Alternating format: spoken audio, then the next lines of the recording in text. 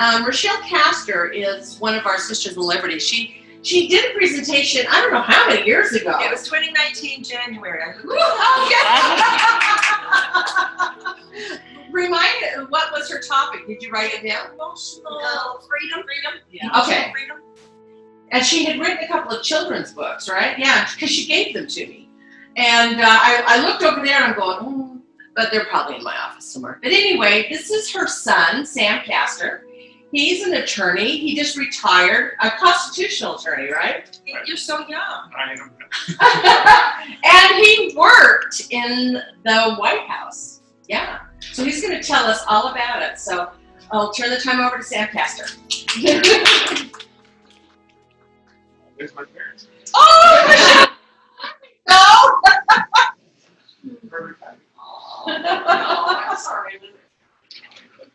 Well, we just got started. Hi, Rochelle. How you doing? I get started when you got here, so it's a good thing you came.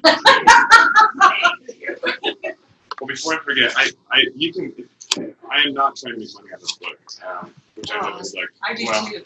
I brought some for my mom to get the, I think it's Jordan, does it Knudsen. Oh, She ordered a couple, and then I brought one for you. Oh, thank you. on Amazon? Yes. Yeah, they're on And he Amazon. says they're cheaper on Amazon than They're if on it's sale sold to us. They're on sale right now for like $10. No. I didn't do it to make money, and in fact, anything I make off the book, I'm donating to a foundation that I created that to support artists and creatives, because I believe all art points us to heaven, which is why Satan is so masterful at corrupting art, and with Hollywood and all the different things, all the content that's coming out. But so, just to give you a little background and context into a little bit of my ethos, I grew up in Provo with my folks, and then I spent a number of years in Washington, D.C. Never thought I'd go to law school, but I met an amazing woman who I married. I married way up.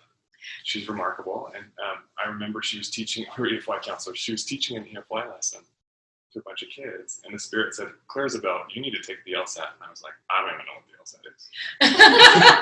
And I went and took the LSAT, and then ended up getting into law school. I worked under Senator Hatch, and then while I was in law school, I worked for President Bush and then President Obama in the Office of Science and Technology Policy. I spent time in the FCC, time under the USDA doing telecom work.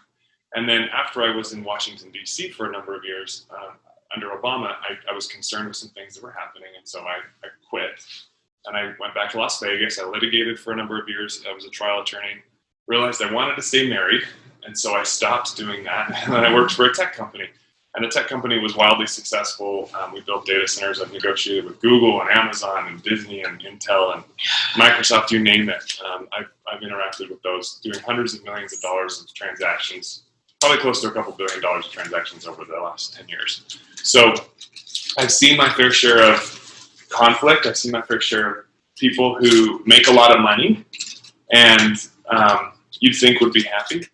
But I found that what they were, and even myself, at times what we were doing is we were chasing the dust of Babylon and not accepting the gold of heaven, which is really what we're here on earth to learn, to remember, to receive. I believe worthiness is a function of receptiveness. It's what we're willing to receive from heaven. It's not about being perfect. It's about whether or not we're willing to feel and to hear and to eventually see. And I refer to that as personal restoration. The restoration isn't just about restoration of the gospel. It's about us being restored to who we really are and awakening to our relationship with God and heaven through Christ. He's the great reconciler. You're speaking our language. Well, I love it. So if you have questions or comments, please interrupt me. I'll go ahead. Amazon does not have it on sale. They're selling it for $20. Oh, It shoot. is. I just bought it. It is Cedar. Cedar Fort. Cedar Fort has And it I on say sale. buy it from Cedar Fort. Do not give Dang it. Daddy Adams any money. Oh. And that is Amazon. Well, So I agree. Jeff Bezos. I mean, we can get Yeah. together and we can do a group order on Cedar Fort after class. Let's Great. do that. But let's not give Amazon any money. Cancel your order and come in with us. I just didn't buy it now, but let me see if I can. You can cancel it. You can cancel You it. can cancel it. Okay. And then I'll Amazon buy is it and very bring it easy. to everybody. Not Great. to give the Getty's. So just an interesting note real quick. We live in a really crazy time, right, on the play of Amazon. Abraham Gileadi, who was very dear friends with my grandfather, and I met a couple of times at my mom's house. we've had conversations, and he writes about how Isaiah prophesies that the engine of Babylon will seize up and then halt. That was one of our studies. He's one of our friends. He's one of our friends. Isn't he He's wonderful? come here and talked. He's wonderful. Yeah. So I think we've seen that with COVID, but if you look at all the signs that happened, and you're all very familiar with everything that was happening with the pandemic, the world was in great commotion for a long time. It still is, but we've just become a little bit more numb to it. For example, up in Canada, there were 177,000 lightning strikes in 1 hour. Oh my gosh. About a year ago. And it's just, everybody's so crazy with everything else going on. There's all these things that are happening. And the earth systemically vibrates, it has minor earthquakes at a periodic cycle that started to pick up.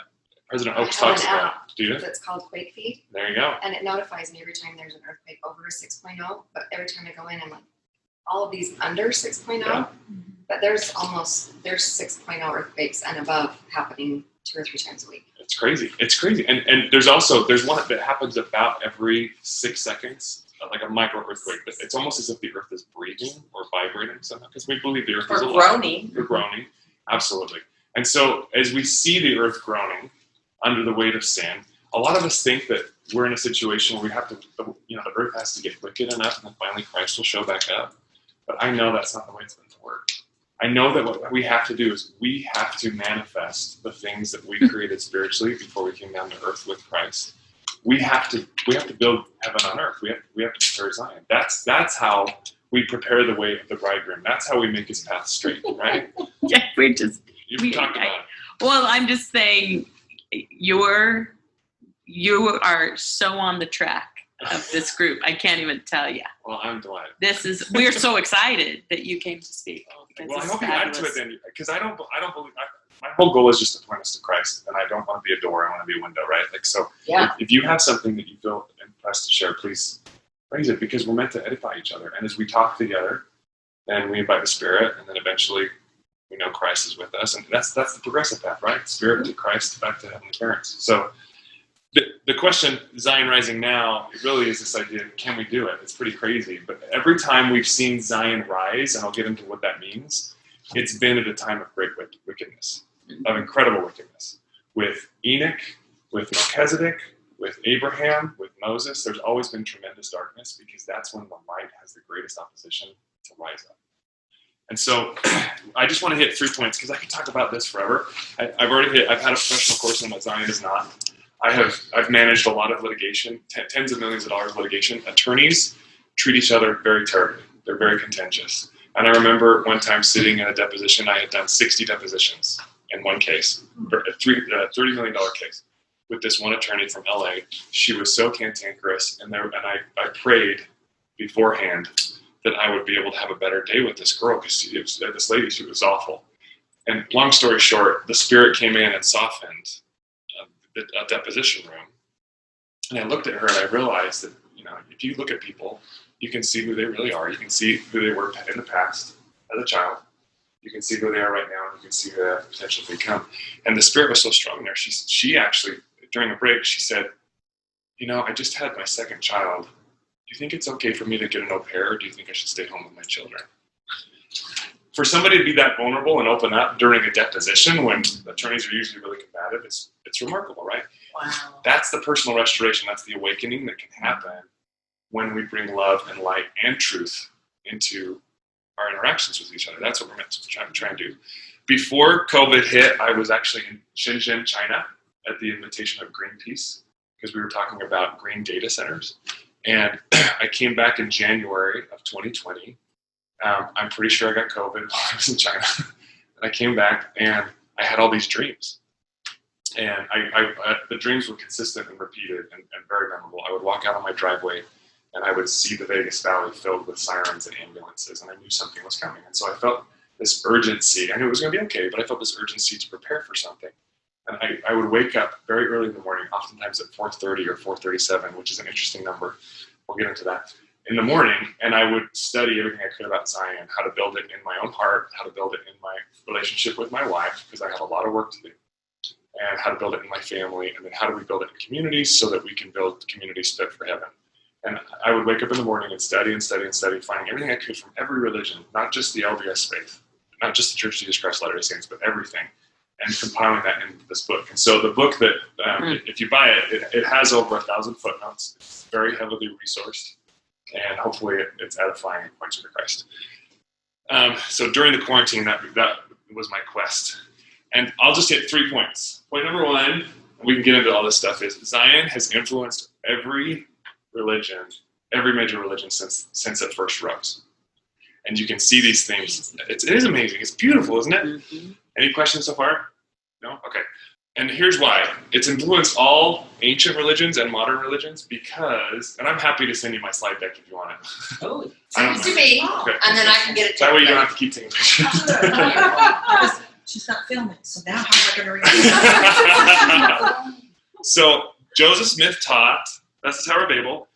Joseph Smith taught about the city of Enoch, and there's actually a book called Enoch and His City that was written in 1878 by Joseph Young, Brigham Young's brother. It's very difficult to get a copy, but he has quotes in it, and there's also several quotes on the church's website where Joseph Smith talks about the city of Enoch, and it's kind of I think I understand why. It's kind of a hidden treasure. It's not something that is really openly discussed, but we know that the city of Enoch was lifted into the air. We've all heard that. It was translated, right?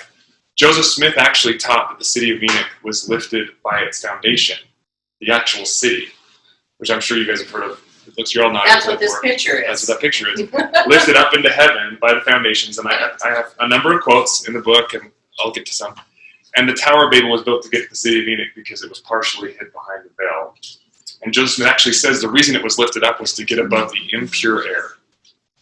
wow. So we know there was something happening, speaking of great wickedness, whether it be child sacrifice, whether it be smoke from fires, or what.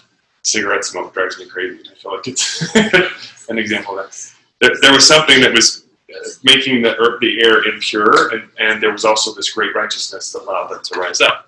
And so you see this influence all religions. All religions point us skyward with references like lifted up, including our religion. Lifted up, sealed up, raised up, laid up, hid up, caught up, ascended up, carried up, called up, and we're all invited to sit in high places. Ephesians talks about how Christ will help us sit in high places with him.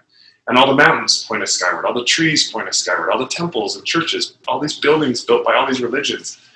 And it's just fascinating how all of us have this subconscious yearning to rise or to go up. Can I make a comment? Please.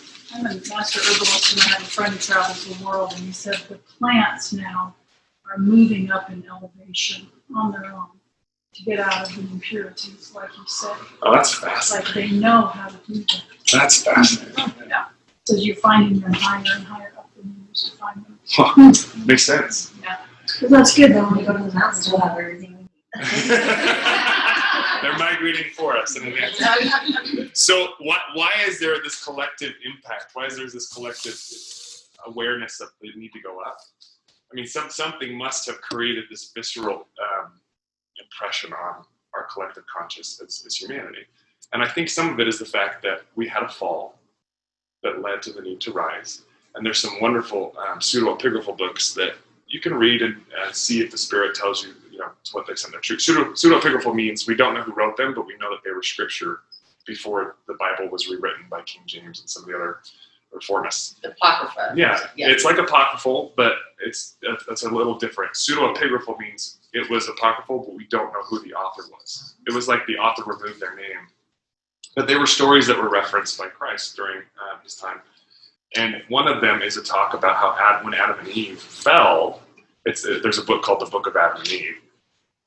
It's wonderful, isn't it? Have you noticed that when it talks about how Adam and Eve fell, they first complained to God after they ate the fruit? They were like, hey, we used to be able to look up into heaven and see your throne and hear the angels singing. And we used to be able to see a brightness within each other. But now that we've fallen, we've lost that brightness within us. And we can't see and we can't hear. And so when you read Isaiah or Elijah or all these prophets that talk about feeling and hearing and seeing, they're talking about this fall, right? Something impacted us. Something made us lose that light. And the Hebrews refer to it as Shekinah. Joseph Smith talked about how that's celestial burning or everlasting burning. It's literally fire that radiates from us. And we lost that light. So in Hebrew, when they tell the story of Adam and Eve falling, so this is corroborating in actual Hebrew text, when God shows up and says, Adam, where art thou? he is saying ayakah in Hebrew, which doesn't mean where are you physically. He's saying, where is your light? So when we fell, we lost light. In fact, some of these scriptures actually say before Adam and Eve fell, the angels trembled in the presence of Adam and Eve because they had progressed, they had obtained bodies. But after they fell, Adam and Eve trembled in the presence of the angels. So we have this need, this yearning. We're all broken. We all need to be healed. We all need to be restored. And so you see this quote pop up from Joseph Smith where he says, I'll tell you the story of the designs of the building of the Tower of Babel. It was designed to go to the city of Enoch, for the veil was not yet so great that it hid it from their sight. So it was visible above the earth. And the Tower of Babel was trying to fulfill that divine destiny of getting back up, returning back up to heaven's presence. You know what? Somebody once told me, and I can't remember who it was, that another theory is the city of Enoch rose and they could see it. Yeah. And they were trying to build the tower to get to that Absolutely. city of Enoch. No, that's absolutely it. Yeah. Okay. No, that's exactly right. So they could see it floating above the earth. Now, here's what's fascinating is most people think, oh, okay, maybe it floated above the earth for, I don't know, a year or two. So according to Joseph Smith and according to the scriptural record, it floated for a long time. I believe the city of Enoch actually went from a telestial state, where we are now, to a terrestrial state, where it was partially behind the veil, and it hung out there for 365 years. Wow. And then it went from a terrestrial state to a celestial state. Because the people had to learn how to obey the laws of heaven. And the laws of heaven are really simple. Love God, love your neighbor as yourself. And as soon as you start to love your neighbor as yourself, you obey a terrestrial law. And we'll get into some cool quotes here, but that Joseph actually said when you obey those laws, it becomes philosophically impossible for you to stay here. God will lift you up. When you really love your neighbor as yourself, you get carried up. But that's not loving God fully yet. To be able to be, as a community, to fully love God, to get to that celestial state, you need to do more, and it takes time. There's a process of time, according to Moses, right? Go ahead. Well, Enoch says it took 365 years, right, to gather the people. So at first it's a group, and then one by one they're taking them off before the scourge, before the giant. Right. But the 365 is an odd, right, because it's 1 year. Right. Do you have any other input on that? Well, if you add 365 plus 65, you get 430. So the numbers are never by coincidence. And the best symbols are visceral and symbolic, meaning they actually have a physical, tangible element. But why did you add the additional 65? That was how long Enoch was alive before he started building Zion. So Enoch. But 430, then what do you think that is? Well, so let me get. It's a great question. I'll get to it. But I think it's a symbol of Zion. The 4 and the 3 are actually symbols of Zion. A vibration of 430 is 7, which is completeness. Yeah, totally. We're going to get to that. Okay. Let me just show you real quick. I'll speed up to it. No. You can keep us going. No. We've heard the Mexico thing. Okay. So I believe it. So that's in the book of Enoch and His City, written by Joseph Young, which is Brigham Young's brother in 1878. And I have an original copy of it, and I've read it, and it's right there. Joseph Smith says it left the Gulf of Mexico. Now, I don't know if it's the Chickasaw Crater. I grew up as a kid wanting to be a paleontologist and study dinosaurs. They all teach you that that's where the meteor hit, but guess what? There's no meteor there. There's no iridium. There's no leftover trace of any type of meteor impact. It's just a big hole in the ground. And we know, according to Moses, that the water that came after Enoch ended up having to battle with the giants. Remember how he had some water and there was some land that was raised up and the giants were kicked off to the barren land? We know it was on the coast. So I think sometimes we think it's the entire Gulf of Mexico, but that's a pretty big land area. The Chickasaw Crater is about 100 kilometers wide, which would be a pretty sizable city. And it's, we'll get to that in a little bit. Ooh, here it is again. Keep going. I mean, this is a massive Gulf area, right? So this is the Chickasaw Crater, which makes a little bit more sense. Interestingly, there's a lot of work going on right now, right on the Yucatan Peninsula. And the Mexican government is actually trying to clean up the cartels, and they're trying to build a train relay all the way around the Yucatan Peninsula called the Mayan Express. They're trying to renovate it. They're trying to bring back better economy there. So people feel it. Okay, so heaven, this idea of heaven being above exists in Christianity. Enoch walked with God and he was not, for God took him. And it exists in Islam. It exists in Egyptian theology. Pharaoh's sons were known as the sons of Ra, riding celestial arcs. They copied these ideas. We have it with the idea of your highness with European monarchies. See how the theme is everywhere? We even call our priests high priests, right? So this idea of going up, Japan, for something like 140 dynasties, emperors were called the sons of heaven in Japan and China. You can see some pictures there. And so let me bring this to point number 2. The symbols of this ascent of Zion being lifted up to heaven. This would be a very significant story on the psychological narrative of humanity, right? All these symbols permeate our cultures, and this is where we get the 3 and the 4. So scripturally, if you look at the Bible, there's a number of references to heaven being referenced as a circle, the dome of heaven, or the one eternal round of God, and it's always associated with the number 3. Always. God the Father, Jesus Christ, the Holy Ghost. Interestingly, it's also associated molecularly, the water molecule, H2O, 3 molecules, right? One, united, but also individual, right? So there's this reconciling of this unity that comes with the water and heaven. And water comes from heaven, right? With Noah's flood and everything. Earth is always referred to as a square or the number 4 because of the 4 corners, 4 regions, 4 elements. Yeah, 4 is always associated with Earth. And we could spend forever talking about numerology because I've started cataloging all these different references. One of our sisters is an expert on it. Who is She's not here today. She'd be so sad. I'd love to hear what she said. Incidentally, the number 6 is actually associated, we think it's bad, but it's actually associated with flight. Flight and height. When you see cherubim or seraphim, they always have 6 wings. Oh. Twain covering their face, twain covering their chest, and twain covering their bosom, and twain covering their feet. And so this idea of 6 being associated with Satan actually makes sense because what happened to Satan when he got kicked out? He lost the ability to fly. He can't move. He's stuck here on this one planet. And so for him to say, no, I have flight with the 666, right? So anyway, 3 is associated with heaven, 4 is associated with earth, and when you combine them together, heaven plus earth equals Zion. Now, you've probably seen this symbol on temples. It's on the church administrative building. It's everywhere, in every religion. Let me just give you go ahead. We've seen that as a circle and square coming together. It's Yes. kind of like the temple manifestation where Totally. heaven and earth. Absolutely, that's exactly it. That's exactly it. We just did a tour of Frank Lloyd Wright's house in Oh, did you? Buffalo, and his theme in there was the circle and the square. That's The lights, the end tables, That's cool. it's all the circle and the square. We all feel it. We all know it. We all have a memory of it. Wow. And it's the vehicle. So here's that picture of rising up. And the rainbow, by the way, is a symbol of Zion, and we'll get into that right here. So, I'm sure some of you have heard the rainbow was given to Noah. Mm-hmm. Some of you probably know the rainbow was actually first given to Enoch.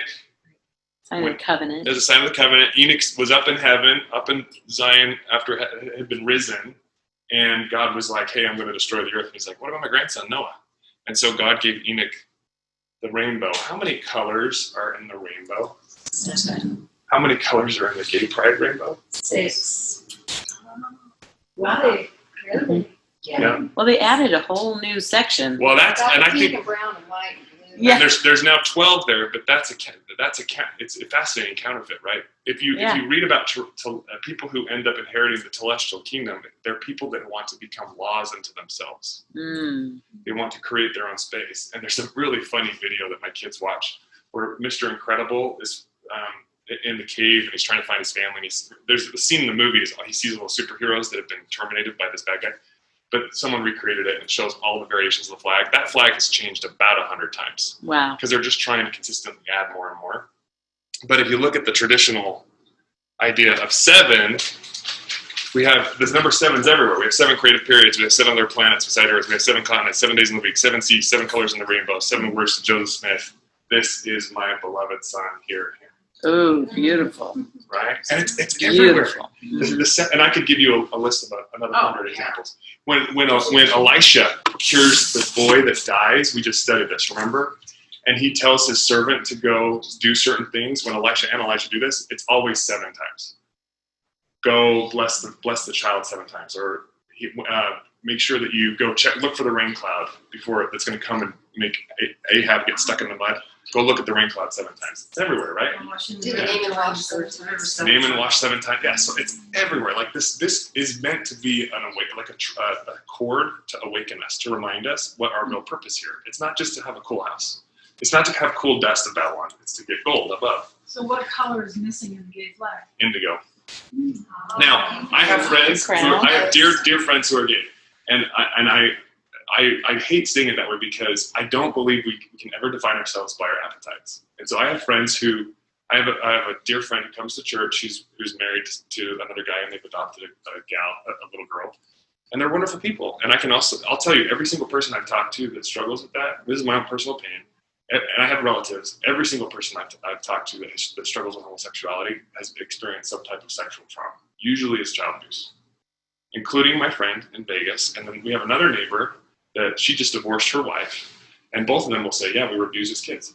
There's something that's damaging that comes from sexual abuse. And we can do it to ourselves through pornography. I have cousins who started off looking at normal pornography and then escalated into homosexual pornography. Self-abuse can be that form as well. But Satan, it has the great desire to possess our bodies. He has this great desire to come in and influence us and make us mad, like you were talking about earlier, that madness is part of that risk. And Joseph Smith has this awesome promise. He's like, just because Satan wants a temple so we can enjoy this world doesn't mean that that's the way it's going to be forever. Along will come someone with priesthood authority and return the body to its rightful owner. The priesthood and the power of God has the ability to restore us and wake us back up. So I hope that my comments about that are not viewed as anything condemning, but rather just truthful. The true rainbow has 7 colors, and the true purpose that we're all supposed to unite around is that rainbow. It's not this idea of I'm able to be whoever I want. It's this idea of I'm going to be who God and I want to be together. Does that make sense? Yeah. It's pretty cool. Well, Satan had to hijack it for a reason. Yeah. He did. Yeah. But I find it so interesting that in Peru, they have the rainbow flag. And they're so sad that it kind of got hijacked because they thought it's the Rainbow Bridge. It's that which takes you. It is the ascension. Yes, that's the most beautiful way to describe it. It's a rainbow bridge, right? Like it's a bridge back up to heaven. Yeah. Yeah. Thor. Yeah. No, really. Where do you think I got it from? Oh yeah. Yeah. So, and here's what's cool too is here's this is the Seal of Enoch, which shows the first time heaven and earth were united. If you look at heaven plus earth. Here's some citations that give you the scriptural references to circles and squares.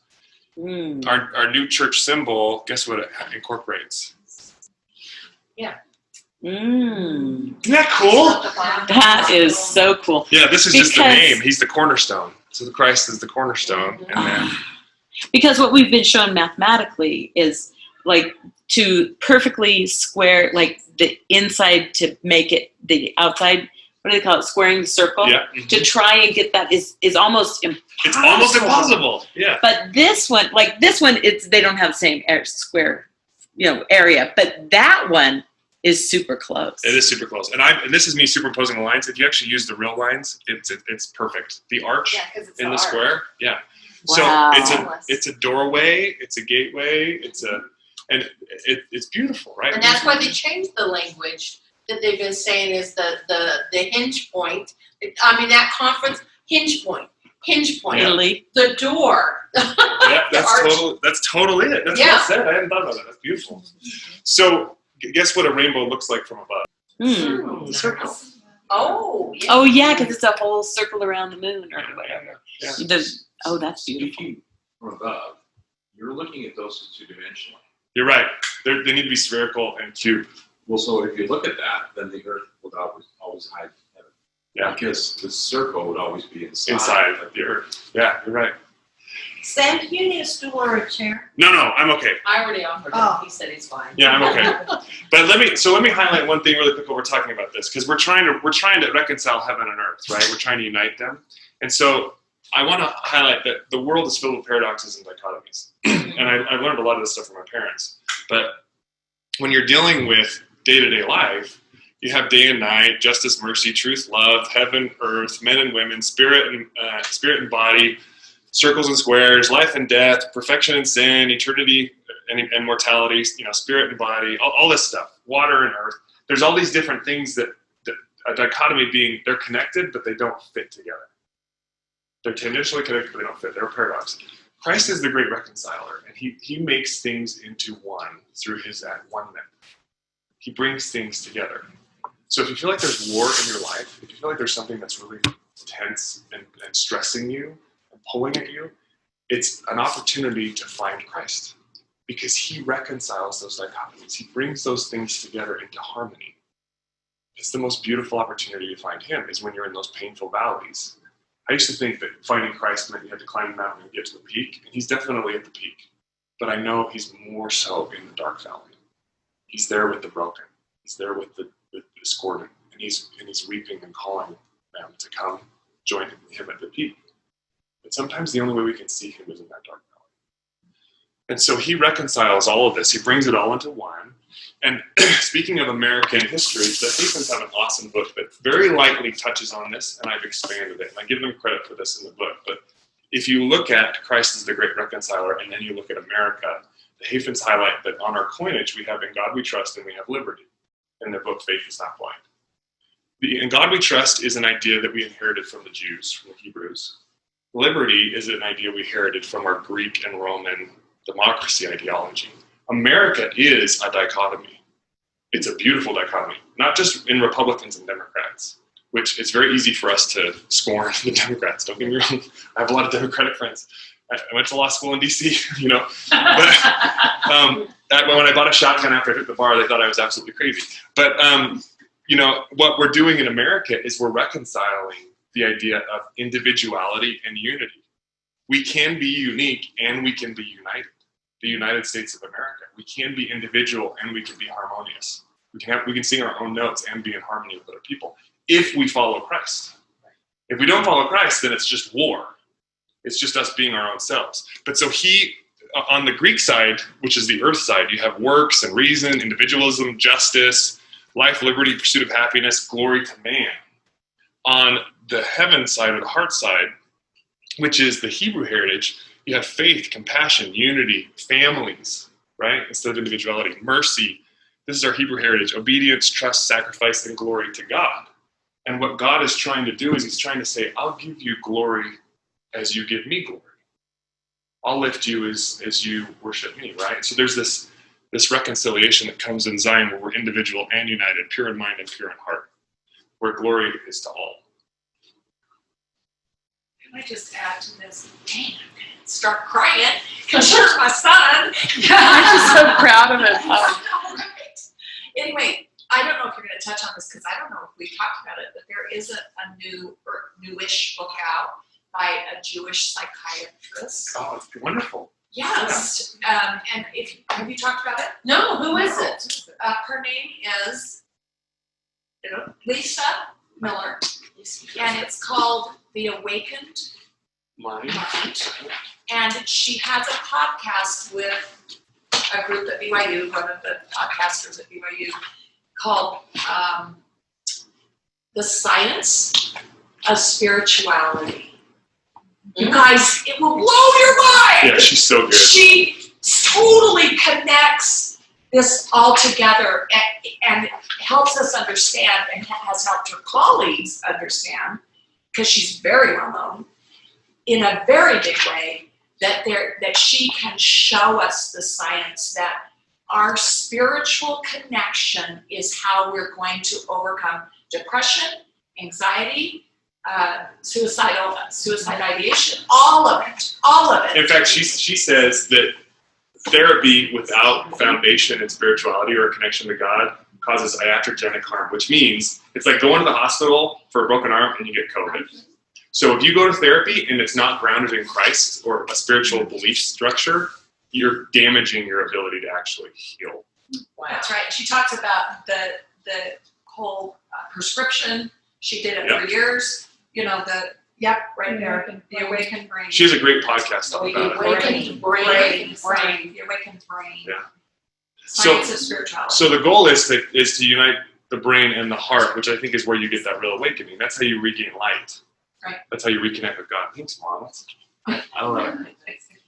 Okay, so Zion symbols are everywhere. This is the Leningrad Codex, which has circles and squares. It's in temples and churches. I mean, just to give you a couple examples. Oh, this is a really cool example right here. Oh, sorry. Solar Temple of Neoseri in Egypt. It's a circle and a square and a square. Okay, so this is something that's permeated cultures for a long time. Most people don't know this, but this is the Temple of Heaven in China. It has 3 circles in a square. It's actually 2 squares if you look closely, which is a symbol of heaven and earth being united. This is the original religion of China. And the emperor would go and he'd enter this first square, he'd disrobe, he'd be washed, anointed, make a sacrifice, put on new clothes, and then he'd enter the next square, and then he'd make more rites and covenants, and then he'd enter the circles and go up. And the whole point was to do what's called a border sacrifice between the border of heaven and earth to be able to enter the presence of God. What does that sound like? Temple. Yeah, right? Temple rites. And this was replaced by Buddhism and by these the other religions that exist in China today. It's Hinduism. So this is what the original belief of China was. What is the one in Cambodia? Oh, the Cambodian religion? No, it's an ancient temple. It's just Oh, I don't know about that one. Angkor Wat. Oh. Angkor Wat is a tripart like this. So Is all it? of them are like these tripart. Yeah. Even in Egypt, they're the 3 levels. The 3 levels. Yeah. So all of them are coming from one source, right? Yes. From Enoch. Yes. And then they go into Yeah. these other areas. That's totally it. But it also, well, here's Notre Dame. Compass in the square is a circle and a square. Yeah. Right. This is in Moldova. Excuse me. Where I serve my mission, right next to Ukraine. Oh, wow. All these squares in a circle. And this is the ascension motif, right? You Yeah. go from the one square to the next to the next. Finally get to the circle, sometimes the octagon, and then the dome with the connections. Well, it gets to the cross too, and that's for the Savior. Yep. But it's also the cross of, there's more. No, please. Well, just the cross of heaven. Even before Christ, there were always crosses. And a lot of times it's on, and the Capitol Rotunda. Yeah. So between like equinox and solstice, and there appears to be, because they're all the temples are built on these kind of alignments, that is a location through which you go back into the presence of God. Yeah. So it's not that we are on earth, right? We are going to go back, and I think that's with all the constellations and understanding. Anyway, there's so many, the 12 constellations, the 12 suns, the 12 tribes. Well, no, absolutely. And so let's get to 12 here in a second. But we love this. Isn't this apotheosis? Apotheosis Oh, of there you Washington. go. Of I used to, Washington. yeah. So you know about this. I used to give tours in DC to VIPs for Senator Hatch. Can you see the rainbow that he's right sitting here. on? Yeah. And he's surrounded by 12 women. This is George Washington. Yep, George So Washington. this is him, the apotheosis, or him being an apostle. Actually, in Greek, Is it incorrect? The apotheosis literally means the elevation of someone to the status of a god. Oh, that's even better. I know, isn't it awesome? Yeah. So it means you followed in the footsteps of God, which is where you get the apostle idea. But Right. it literally means raised to the status of a god. And isn't that interesting? The sons of God. So it's as if he's Yeah. become one of the sons over as God. Yeah. That's beautiful. I love it. don't you? And I think I counted. You were our guide when we were there a couple years ago. Yeah. In the Capitol, and this lady took us through, and we asked her if there's any women in the Capitol because we were studying. The Did she talk female about- aspect of did No, she she's talk like, about- no, there's no women in this in the And we Capitol. go, oh, What? That's totally wrong. I know, she was so bad. Every state gets to pick 2 statues, and most states have picked a male and a lot of them picked male and a female. Like Nevada has Sarah Winnemucca, which was a Native American that taught It was English. ironic is that we were studying things that are hidden in plain sight, and she Yeah. couldn't see it. And we were like, That's well said. That's well said. That's beautiful. And Yeah, go ahead. I think there's the 72 stars, if I remember, I Yep, counted it. yep. But the 72, tell us more. I know it's like super holy So number. it is, and I'm not going to have this is my limited context. 1 is the number of Christ or God. 2, it means family or unity or duplicity or multiplication. Okay. 3 means heaven. 4 means earth. 5 means change or death, which is why you see 5 everywhere, and especially the Roman numerals are built But it's on. also covenant, isn't it? Which is a change, or like There you go. covenant means literally in Hebrew to cut, and so you're cutting away the old to kill. That was your Deuteronomy, the blessings and cursings that Yes. come from that covenant. Yeah, that's beautiful. And then 6 is height, and it's also sometimes associated with light. So like this idea, the ability to fly. 7 is Zion. 8 is eternity and starting the cycle over again. Yeah, a renewal. Renewal. 9 is uniqueness, even in French, and we means a group of 9 because it's the idea that it's something that's extremely rare. And if you look at the 3 circles, you get the number 9. Mm-hmm. And then 10 is this idea of family or reconnection. It's also associated with the pyramid sometimes. And then you get all the way up to 12, and that's where you get the 12 tribes of Israel. But the 12 is, I'll show you here in a second. So what is 11? I don't know 11. We keep coming with 11s and 22s that seems to be a lot male and female. Because it's a lot the of one and the one, yeah. Yeah, and the 22 is, I don't know. In our scriptures, it keeps popping up male, female. That's So in marriage, I'm not sure. That's why I want you to talk. One Please of teach my me. friends had found this book about 11. She sees 11, 11, and 11 everywhere. A lot of times it's angel number too. You'll turn your eyes and it's 11:11. It's odd. And when President Nelson did his special gratitude Yeah. thing, it was on 11, 11, 11, 11, and it was 11 minutes long. And so what? Really? Yeah. Cool. So what is the symbology of Tammy I think you could have just hit told it. us. I think you just hit it. Yeah, it sounds like it's. And if it is, he's done so much. I'm sorry, I'm a woman thing, but if it is, and then you would Don't have, ever apologize for that. Okay, but if it, it's kind of like getting back in that balance of the Yes. 1 and 1, Yes. the heaven and earth, and then the marriage of 22. Maybe it's duality paradox. Maybe it's dichotomy. It's a number of. Well, Yeah. digital clocks open up to 11:11 for me constantly. It's bizarre. I love that. I Yeah. absolutely love that. So, I'm sorry. I'm getting a text. The Is it 11:11? no, it's No. You know, something 10, I 20. share. I had an experience with 11:11, and that actually been coming up a lot again. But what I was understanding through meditating on, for me, it was a gate. So it's like your pillars. Oh, the pillars of the door. Yeah. Yeah. So it's two, and so Ah. masculine, feminine. It'd be a gate for the male, female energy, or Joab, Joaquin, or the Yeah, heaven the and gates. earth, the gates through. Yeah. Interesting Yeah, of the that's temple. beautiful. That's or beautiful. transition of a pathway into another. Ooh, that's Stepping up. good. The Buddhists believe in they believe in a step to continue or a steep to continue, where you continue to progress. It's this idea of going through levels. That's what we're meant to do, right? That's why Yep. we're here. So this symbol's everywhere. This is Las Vegas Temple, Circle the Square, Palmyra, Bountiful, Kentucky. So there have been more than one risings, or Zion rising. Okay. This is a quote from Joseph Fielding Smith. He said, "The Lord who created heaven, who created earth, certainly controls it. Why try to deny him this power? Moreover, we are taught that portions of the earth have been taken from it, such as the city of Enoch, which included the land surface as well as the people." So there you go. Joseph Fielding Smith ratifying what Joseph Smith said. We have a foundation lifted up. What were those other portions? What other communities were lifted up? Melchizedek. Melchizedek and Salem, a precursor to Jerusalem. And Melchizedek's name is Melchizedek, which means my king righteousness, and we know he was the son of Noah, who was Shem, right? And he changed his name to point people to Christ. Because he didn't want it to be about him, he wanted it to be about Christ. That's that. Melchizedek, you said, was the son of Noah? Shem. Shem. Yeah, in the book I have a bunch of citations for that, if you're curious about it. The Jaredites talk about translation all the time. In fact, Ether's last statement is, if I stay on the earth or I get translated up into heaven, it doesn't matter to me as long as I end up in the kingdom of heaven, basically. So he believed that this tradition lasted for thousands of years, and we know the Jaredites would have seen the Tower of Babel, they would have seen the city of Enoch, Jared and his brother Mahanrai, or Angkor Wat. They would have seen the city of Enoch floating above the earth. And so when they go to the Lord and they say, don't corrupt our language, and God's like, okay. And then they go back and they say, can you carry us to a land that is choice above all others? I think they were talking about trying to get to the city of Enoch. But you have this, isn't that fascinating? It starts to change how you see everything, right?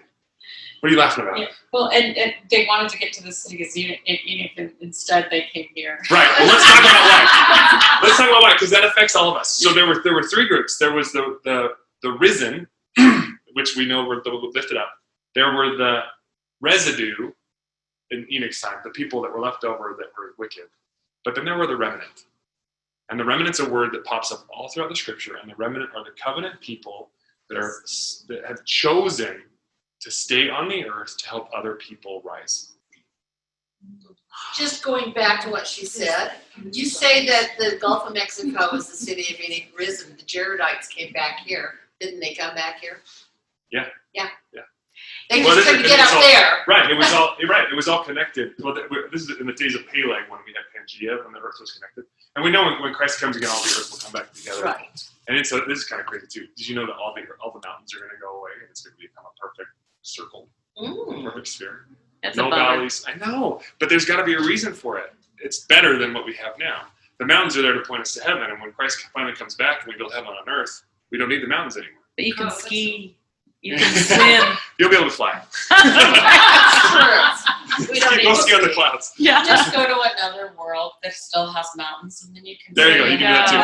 Yeah. Orson Pratt actually says Zion is the vehicle by which every fallen earth is redeemed. Zion is. He talks about how every earth has Zions. Now, here's what's cool about it. You also have the Rechabites, the very lightly referenced in Jeremiah 35. It's a very strong tradition in the Hebrew faith. The Rechabites were a group of people that went to Jeremiah at the time, and Jeremiah brought them into the temple and said they had made a covenant. They were wanderers. They wouldn't build cities, and they would take care of sheep. Jeremiah brought them into the temple in Jeremiah 35 and said, hey, here's some alcohol. Drink some alcohol and eat some meat. And they were like, our dad made a covenant with God. We would not drink and we would not eat meat. And he's like, good. You'll be blessed, but you'll never be in want of a man or a representative in the presence of the Lord. That's all that's in Jeremiah 35. But there's a whole tradition that Hugh Nibley talks about where the Rechabites actually were lifted up as an entire community as they were wandering in the wilderness up into heaven, and people go visit them. And they're oftentimes referred to as the watchers that join Enoch's watchers, and they minister to the earth, and they live in a terrestrial state or a celestial state. So the Rechabites are a tradition. You have the three Nephites, John the Revelator, and there's all sorts of future risings that are referenced, including in D&C 84, where we're promised when Christ comes again, the city of Enoch will descend with Christ, and the earth will have communities that will rise up and meet them in the air. So when you sing Let Zion in Review Rise, which is my favorite hymn, because I wrote this book, it's about this idea of us building communities that are fit to be lifted up into heaven. It's the pattern. It's the how we get back. So when Melchizedek lifted his piece of earth up to join Enoch's, you have a second square. Right. That's all through the Draper Temple. Yeah, and the San Diego Temple. The San Diego Temple actually itself is multiple squares connected, which is beautiful. Still Melchizedek. So you got Still of Enoch, Still of Melchizedek, and the Eye of Africa. I think this is where it was. This is my guess. I don't know for sure. It's about 100 kilometers wide. It's a huge hole in the ground. You can see it from space. There's no mining evidence. There's no meteor impact evidence. It's treated as holy by the locals. Where in the world did this hole come from? When you had Pangea, everything together, this is relatively close to where Melchizedek would have, I think, been at that time. Well, it's interesting too, because the crater and this that you're showing, when I've seen people like artistry of Zion and how it's going to be built, it's in 3 rings. Yeah. And this has the 3 rings. Concentric to it. ring. Yeah. So it's interesting. It's beautiful, isn't it? And he's just pointing us back and saying, these That's symbols. the city of Salem that rose? Mm-hmm. Okay. These symbols had to transcend time. They had to transcend language. So they had to be very simple and very impressionable. And the circle and the square are evidences of that. Right? The Salt Lake City Temple has it all over the place too. So let's talk about this one. This is the seal of Christ or the seal of New Jerusalem. And this is totally me throwing that out there. I don't have any historical evidence of this other than a couple of reference points. Number one, the John the Revelator temple that he sees in Vision and Revelations, it has 12 gates. How many points are on this one? 12. And I believe that this has multiple layers of beautiful symbolism that point us to Christ. Number one, it's the New Jerusalem. Number two, you have, it looks like a flower literally budding up, rising up into heaven. So if you view heaven as a blossom of the earth, that it's coming up and rising up, it's that. But this also looks like a crown of thorns that reminds us of his sacrifice. And so there's 12 internal angles. And and you also have you have the right angles. You know what? When I saw that, like the first thing it comes into my mind is the sun Yeah, and it looks like the sun. Yeah, Sun so and its rays. Yeah, the light, right? And it's the son of Christ with the crown of thorns. Yeah. oh, I didn't see that one. I just read a book the other day called Through the Gate of Pearl.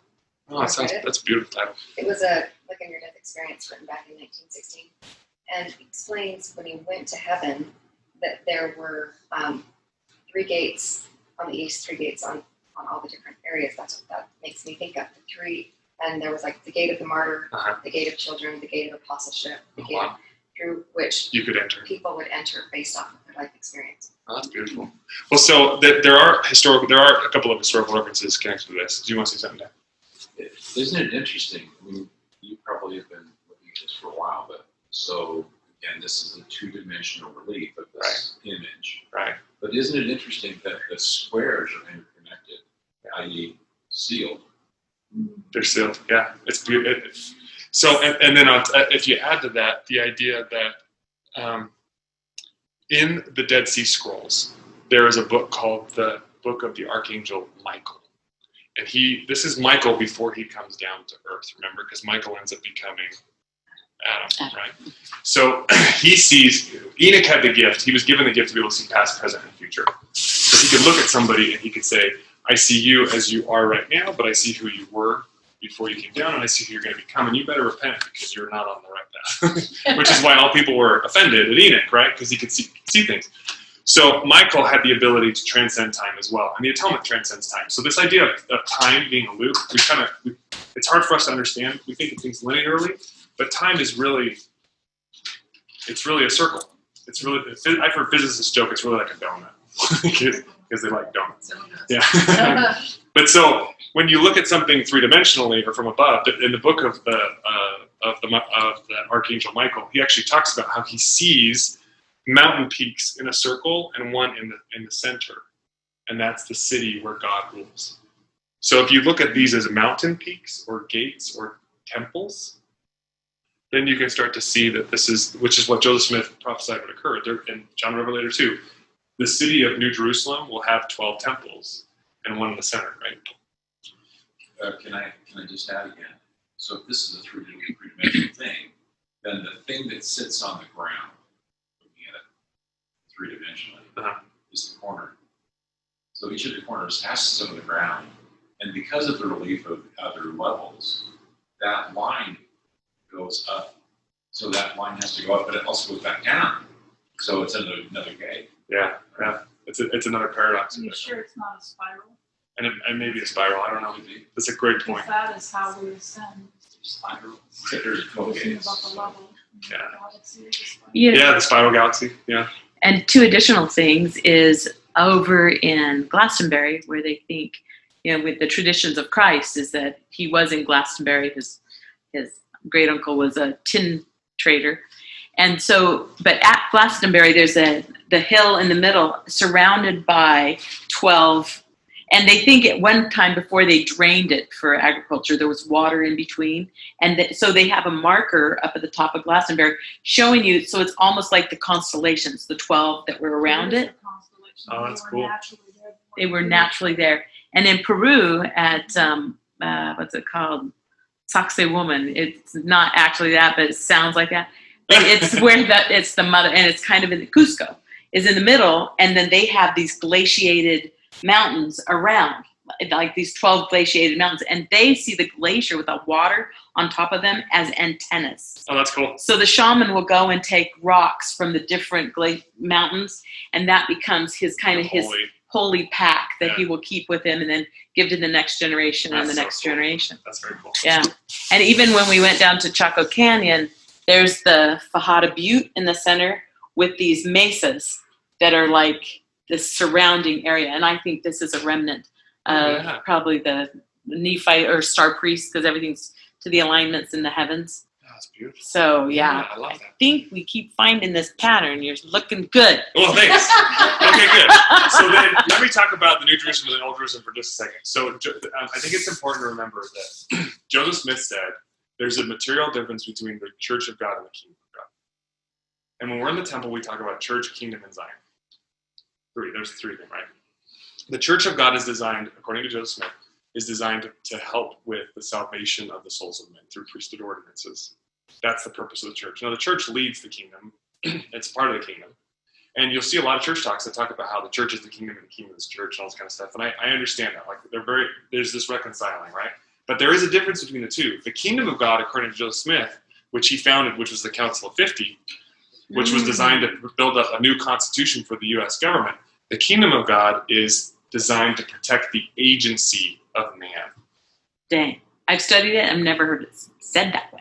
Oh. So last night with that other guy, I'm like, he has no answer. What you just said is possibly part of the answer. It's definitely part of the answer, because the church is designed for salvation. The kingdom is designed for agency. Guess what we are? We're both.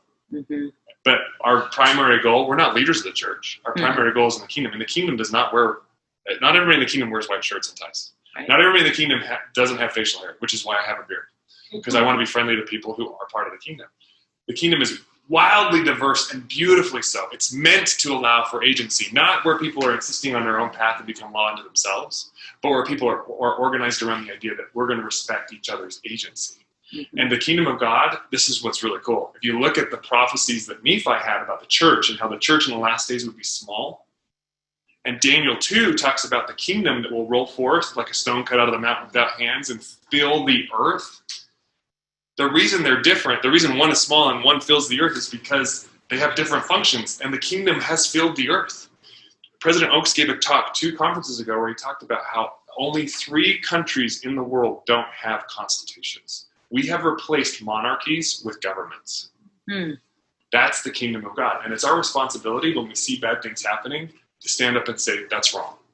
The church won't do it. The church is meant to be nice. And I say that word in the pejorative sense, in the negative sense, right? It's meant to be nice and kind and don't offend people, right? Let's be friendly and inviting. The kingdom is, we have opinions and we're going to tell you what we think. And it's important that we have opinions. It's important that we share what we think. Because if we have, the kingdom is not adverse to conflict. Everything's adverse to contention, mean-spiritedness, which comes from the devil. But the kingdom is meant to allow people to have different opinions. Joseph Smith invited everybody in the kingdom of God to express their opinions freely and disagree with each other. And the Council of 50 was all different. They weren't members of the church. They were just members of the community. Yeah, that's it. So we need to embrace that idea. Like, we need to throw our arms around people that are different than us. And we have a really hard time doing this in the church. We're all God's children. Right? Yeah, we're all God's children. Yeah. Yeah. But we have a really hard time doing this, I think, sometimes. We get nervous about diversity. Yeah. We get nervous about difference. But anyway, okay, so Christ is the why, and Zion is the how. So the answer is we need to build Zion as a kingdom. Because when Christ comes again, we know that there's going to be lots of religions still. Mm-hmm. There's not just going to be one church. It's opposition. We need the opposition. It's just a higher form of it, right? And so Joseph Smith said, Zion will bring about the destruction of the powers of darkness, the renovation of the earth. What you're struggling with in Utah County, that's the powers of darkness, right? Mm-hmm. The influencing people to do bad stuff. The glory of God and the salvation of the human family comes because of Zion, and Christ is designed to unite the heavenly priesthood with the earthly and bring about his great purposes and establish eternal peace. Okay, I've been going for a long time, and I only have about 30 slides left. I don't want to wear everybody out, though. We're so happy. We're with you. Well, we've had speakers last 3 and 4 hours. Okay, well then, let's go on to this one. This is the third point. We choose how quickly Zion rises. It's up to us, and I have so much hope in this, and I don't want there to be any sense of dread or fear or like that you have to worry about this. It's more this idea that we can be grateful that we have the ability to do it. Everything we need already exists. It's all around us. We just have to be willing to receive it. And so, the way we receive it is we have pure hearts. Now, Enoch's focus has always been on the heart. Isaiah's focus is on the heart. All the prophets, Nephi talks, you look at it, it's everywhere. And we talk about how we have this idea of mind over matter. I want to reinforce that it's not just mind over matter, it's heart over matter. How do we feel about what's going on around us, and what do we think? The word Zion in Hebrew predates the Hebrew spellings of Zion or Scion. It predates ancient Sanskrit. No, it doesn't have a root word. It's a heaven word. It's a word from heaven, okay? And some think it means castle or dry land, or there's this fortress that David took over, and a lot of ancient scholars are like, oh yeah, that's what Zion is. It's like, no. Zion is not it's not just a place. There's going to be lots of Zions. Zion is the purpose. It's our collective how. It's how we build heaven on earth. Remember Enoch, he sees these chains of darkness, and he's like, Heavenly Father, this is awful. And the earth is groaning because so many people are so wicked. And he sees that people's eyes are blind and their ears are deaf and their hearts are hardened. They can't feel. When we grow hard-hearted, we actually lose the ability to be divine. We lose the ability to create. And all we have left is the ability to destroy. Which is why when you see people who are hard-hearted, they're at war with everything around themselves because that's what they're creating with their heart. That's why Satan wants to make people hard-hearted. Sam, this is why it's so crucial for us to understand what happens when someone is wounded as a child. Yeah. Because they Or as an adult. We almost inevitably go to that protection. Yeah. And we do the fight, flight, or freeze. And we get hard-hearted. And people can be super generous with us and give and give and give. And we still might stay in that place where we want to be mad. Because we were hurt. We were deeply hurt. We were wounded. And yes, it's Christ who will heal us. It absolutely is Him. And sometimes we need to come at it from a place like wearing a beard or, Yeah. red shoes to a funeral or, you know what I'm saying? Where we become, we become so keyed in with love that whatever it takes, keeping the commandments, yes, but whatever it takes to touch that person, to touch their heart, to help guide them so they can heal out of this hard-heartedness that wasn't even your fault. Yeah. We have to help them connect with Christ. We have to be a conduit. Sorry, I just love what you're doing. Oh, no, I love that you're adding to it. I love it. Because we are chained. I've seen people chained. I've taught seminary and institute for years, and I've seen kids, and I've seen them faceplant. What's so sad is, this is kind of crazy. So, Swedenborg is a scholar. Sorry, I'll come back over here. Swedenborg's a scholar that actually prophesied to Joseph Smith. He read some of his stuff. Yeah, he's awesome.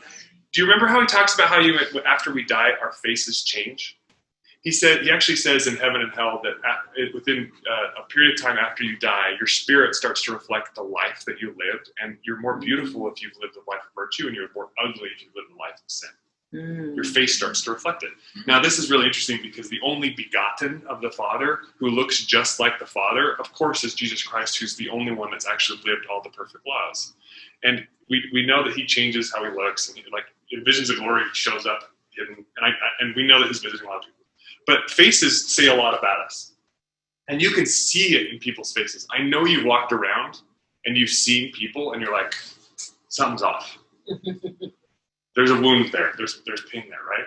And this really caused a lot of heartache for Enoch. Remember how Enoch talks about how as he struggled with this with the Lord, his heart swelled wide as eternity.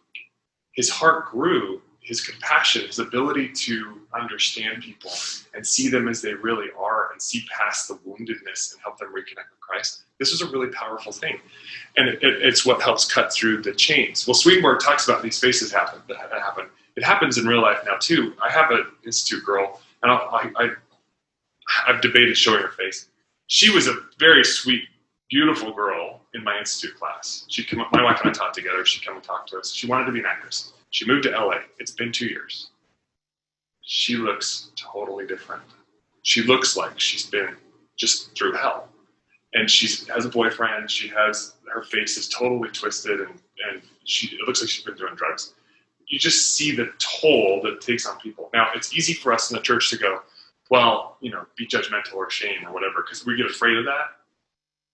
And it's also really easy to go, hey, as a guy, and be all about truth. Hey, you should change. Look at your face. Can't you see your own face? And what's amazing about Christ is he comes to us and he tries to help us by softening our hearts and helping us connect our hearts. And we'll get into this a little bit more. I have some steps on how to do this. But Moses 7:18 teaches us that Zion is the pure in heart, of one mind and one heart. So when we see people that are wounded, we do love them. We stay in truth and we love them.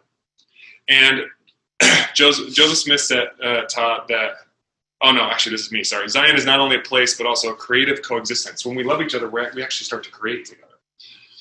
where we love each other and God and ourselves so perfectly becomes, and this is Joseph Smith's quote, philosophically impossible for us to stay in a terrestrial state. We literally start to elevate. And I like to joke, there's no insurance in Zion. And sorry if anybody's an insurance broker. I know it's a noble profession. But nobody needs insurance because everybody loves each other. Everybody takes care of each other. And this life is all about learning how to unite hearts so that we can do that together. Can I just put in one? So, as we've been talking a lot about the male-female and balance and just women and life experience, a lot of times there's a hard-heartedness. Yeah. A lot of times with the husbands. Oh, yeah. We're really good at it. Yeah. Don't get me wrong. But the women have been kind of like, they want to follow God. They're trying to do, and they're just so frustrated because when men feel guilty, they lash out. Like they're whatever. The defensiveness of women are like, is it my fault? No, the guys we're inherently more aggressive. Yeah, so there's this aggressiveness. And then in relationships, it just gets harder and harder. Totally. So a few of us had like tremendous crisis that it was like, like the family is blowing apart. Things were so bad, but the message received by the woman was to love him purely. When, say pornography, affairs, horrible things were going on. And that's the message she got. Well, it seems totally unfair, right? Because she's as wounded. Yeah. And so it doesn't, like, you want to kick the bum out, throw out the, but that was the message. And it's been interesting to watch that sometimes the man, knowing that he's guilty, almost it's a strange softening that happens. Other times they can't even take it and they turn away and they leave. They do. So and you might say it works both ways. I'm just looking at it from the female perspective that we see quite often. Yeah, I know.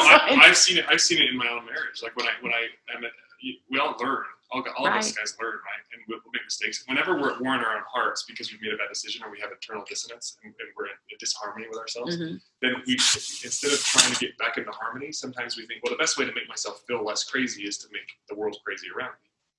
And so we go create that war around us, right? There's a great book called The Anatomy of Peace that talks about this. And I think it's true. I mean, that's why you see war, and that's why you see what's happening in Ukraine. That's why there's going to be war everywhere in the world when Zion starts to rise up, because I like to refer to them as the squinters. When the light comes on in the bathroom or in your room when you're sleeping, you're like, turn out the light, right? Like, we all do it, but people who insist on staying there rage. They become angry, and the only way they can make themselves feel better is to go to war. Yeah. Kill the nerve, don't heal it. Right? That's Satan's message. Kill the nerve, don't heal it. So you're right. But there are ways to fix this. There are ways to help we make it want to see this help us here. No, absolutely. So Satan had great dominion and rage in their hearts, war and bloodshed, like we were talking about. What does it mean to rage in our hearts? Lots of people will like this right now, right? Mm-hmm. Oh, yeah. Black Lives Matter. Yeah, which is anti-family. I don't care what you say. Black Lives Matter is anti-family. It says it right on its website. Go look it up. Mm-hmm. We want to get rid of the nuclear family. Yep. Yeah, and families win. That's why. Families win, right? So, eyes, ears, and hearts. The Lord gets angry with them because when we have ears that hearts that wax hard, ears that are dull of hearing, and eyes that cannot see afar off. So back to Adam and Eve when they fell. Remember, they couldn't see, couldn't feel, couldn't hear. But if we can help hearts soften so we can feel, then in time we'll learn how to hear, and then we'll learn how to see, which is why President Nelson is saying, hear him. Because anybody listening to him is feeling, or at least has sensitivity to feel. Just a crazy thought. Watched a movie last night. Talked about like slavery and stuff. Uh-huh. Do you think this Black Lives Matter could generationally have something to do with we didn't get our families? We were sold off. Our families were torn apart in slavery. No, so you don't get to have that I'm going to disagree, because if you look at those families clung to it. Those people they clung to wanted their families. to, but they didn't get a say. A lot of them did. Yeah. And there's a difference. This is Black Lives Matter is a victimhood. The slavery issue, there are a lot of amazing people that came out of slavery that were strengthened by the brokenness, right? That they went to the trial and they became amazing. The victimhood ideology, I served my mission in Moldova. This is communism. Yes. This is socialism. Mm-hmm. Black Lives Matter is socialism. It's being Marxist space. it's Marxist. It's being influenced by the KGB. It's being influenced by China. They But hire. some stem from the horror. I don't think so.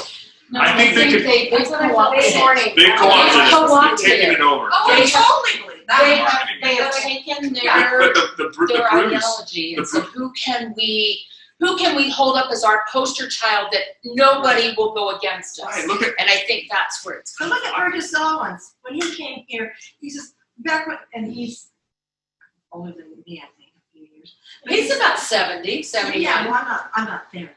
I know you're not. But he said, back in his era, the black families were tight. they were tight. They were Their doing churches it. were tight. Look at their religions. They sing and they dance and they have strong cultural heritage. So Yes. it depends on Martin where you're Luther at on King. that spectrum. Yeah. You have the blacks that are righteous and they hold the family, and those who There want was to a play great thing victims. say Yeah. in their own lives. And There's that inspires generational strength. stuff. There's generational stuff that we get to help heal. Yeah. I'm not giving any excuse for what's happening. But you're trying to understand it. I'm trying to understand it, and I'm saying it's one of those paradoxes that we have to look at. We can't just say good guys, bad guys. No more black and white thinking is what I'm saying. No, I agree. Let's That's what I let's feel like ask I'm trying to Christ say. what we can do about this. I've got to get to a place where I can have compassion for them before I can Yes. start to see them with love. And so that's why Yes. I'm trying to say, where do they go so far off the rails that I can't even, I have no point of reference. I think for that. it's So I have tough. to go back to, like, where could this have stemmed from? It's poverty. Yes. It's poverty. I had a black female dean at my law school, and she got up and gave a beautiful speech about how she's like, don't talk about race. It's poverty. That's right. And when you teach children a poverty mindset, and you teach them that the only way they can get what they want is by taking and by destroying, Right. you're hardening their heart. Yes. And it's not just poverty financially. It's poverty in every area of our life. Intellectual, emotional, Of our- social. Yeah. Yeah. It's lack versus abundance. Yes. And it's like somebody over here was talking about, you have the dichotomy between the black families who were really strong and those who were broken. We have to stop looking at it as this is a black problem. It's not a race thing. It isn't a race thing. No. But the Black Lives Matter people and the Marxists are saying, what is the way that we can get to people? Right. We're going to make it a race thing, Right. and it's not. If you And think it's about, that- We It's want that- reparations. well, if you think Right. about the It's nuclear that- family, the it's an blacks were economic tight. thing.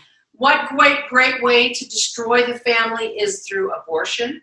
And then putting them on welfares, Yeah. so therefore they cannot be married to a man. Yep. Or so they've taken away their children, they've taken away the husbands, and it's destroyed the black family. I have a friend from Africa. He's an African royalty. He married a gal. Before he married her, his African American friends, he really hates African Americans. He's African. He's like, there's a big difference. He's like, I had friends come to me, why are you marrying her? You make more money if you don't stay married. Like the government has incentivized Yes, getting rid of that. absolutely. Totally. But I have a friend from Haiti. He's a second generation Haitian. His parents immigrated here. Who's wonderful. His name's Nate Francois. And I felt impressed to talk to him lying in an airplane. We were getting on an airplane. We sat next to each other. We're still friends. It's been 3 years. He's one of the coolest people I ever meet, and believes in God and has faith and is strong. And he's from Queens. I call him a king from Queens. He's such a stud. And we do have to see past the color. Like, it's not about race, it's about the kingdom. Yeah. That's right. The kingdom. So initially you said you have to be open to receive something. So do I have to let go of something to receive something? Oh, we're going to get to that, Dad. Absolutely. Yeah. So it's cool to be hard-hearted, deaf, and blind nowadays. Yes. Right? Yes. See how many people show up like this? Like, we're even doing it with stuff we put on our faces. Yeah. Masks. Yeah, masks, right? Tattoos all over, yeah. Right? I don't know if you remember this campaign. I love showing this to seminar kids. Stay thirsty, my friends. This is the most interesting man in the world, Yeah. according to some alcohol group. Satan wants us to stay asleep, forgetful, enslaved, and spiritually dead, right?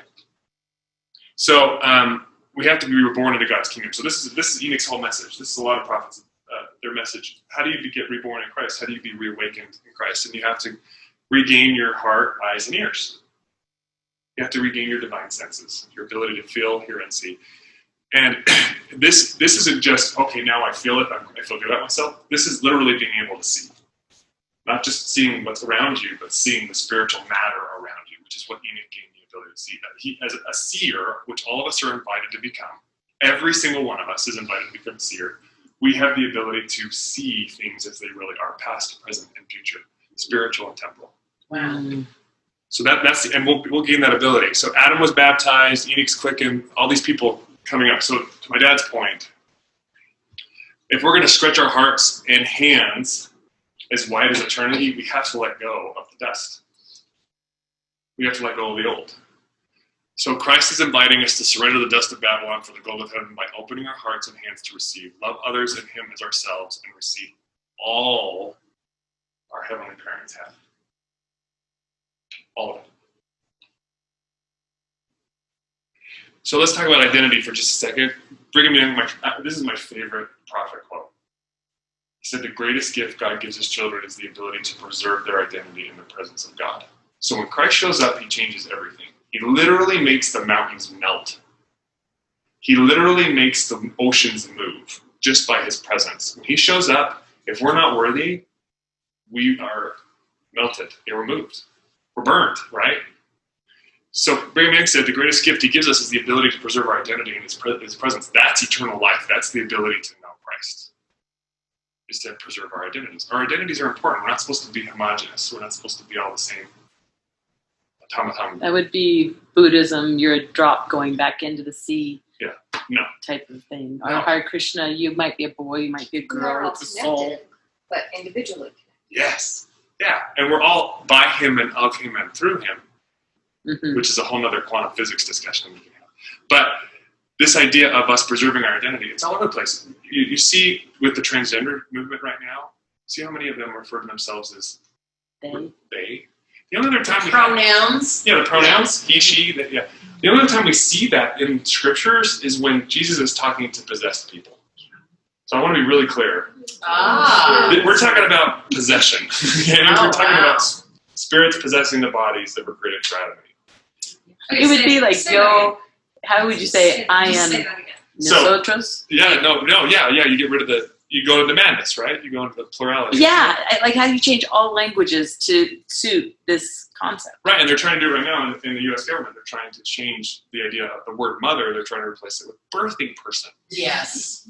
Right? But so the idea of transgender, just think logically about this for a second. If somebody's transgender, that every single person I met that's transgender has been sexually abused. Every single one of them. Wow. Okay?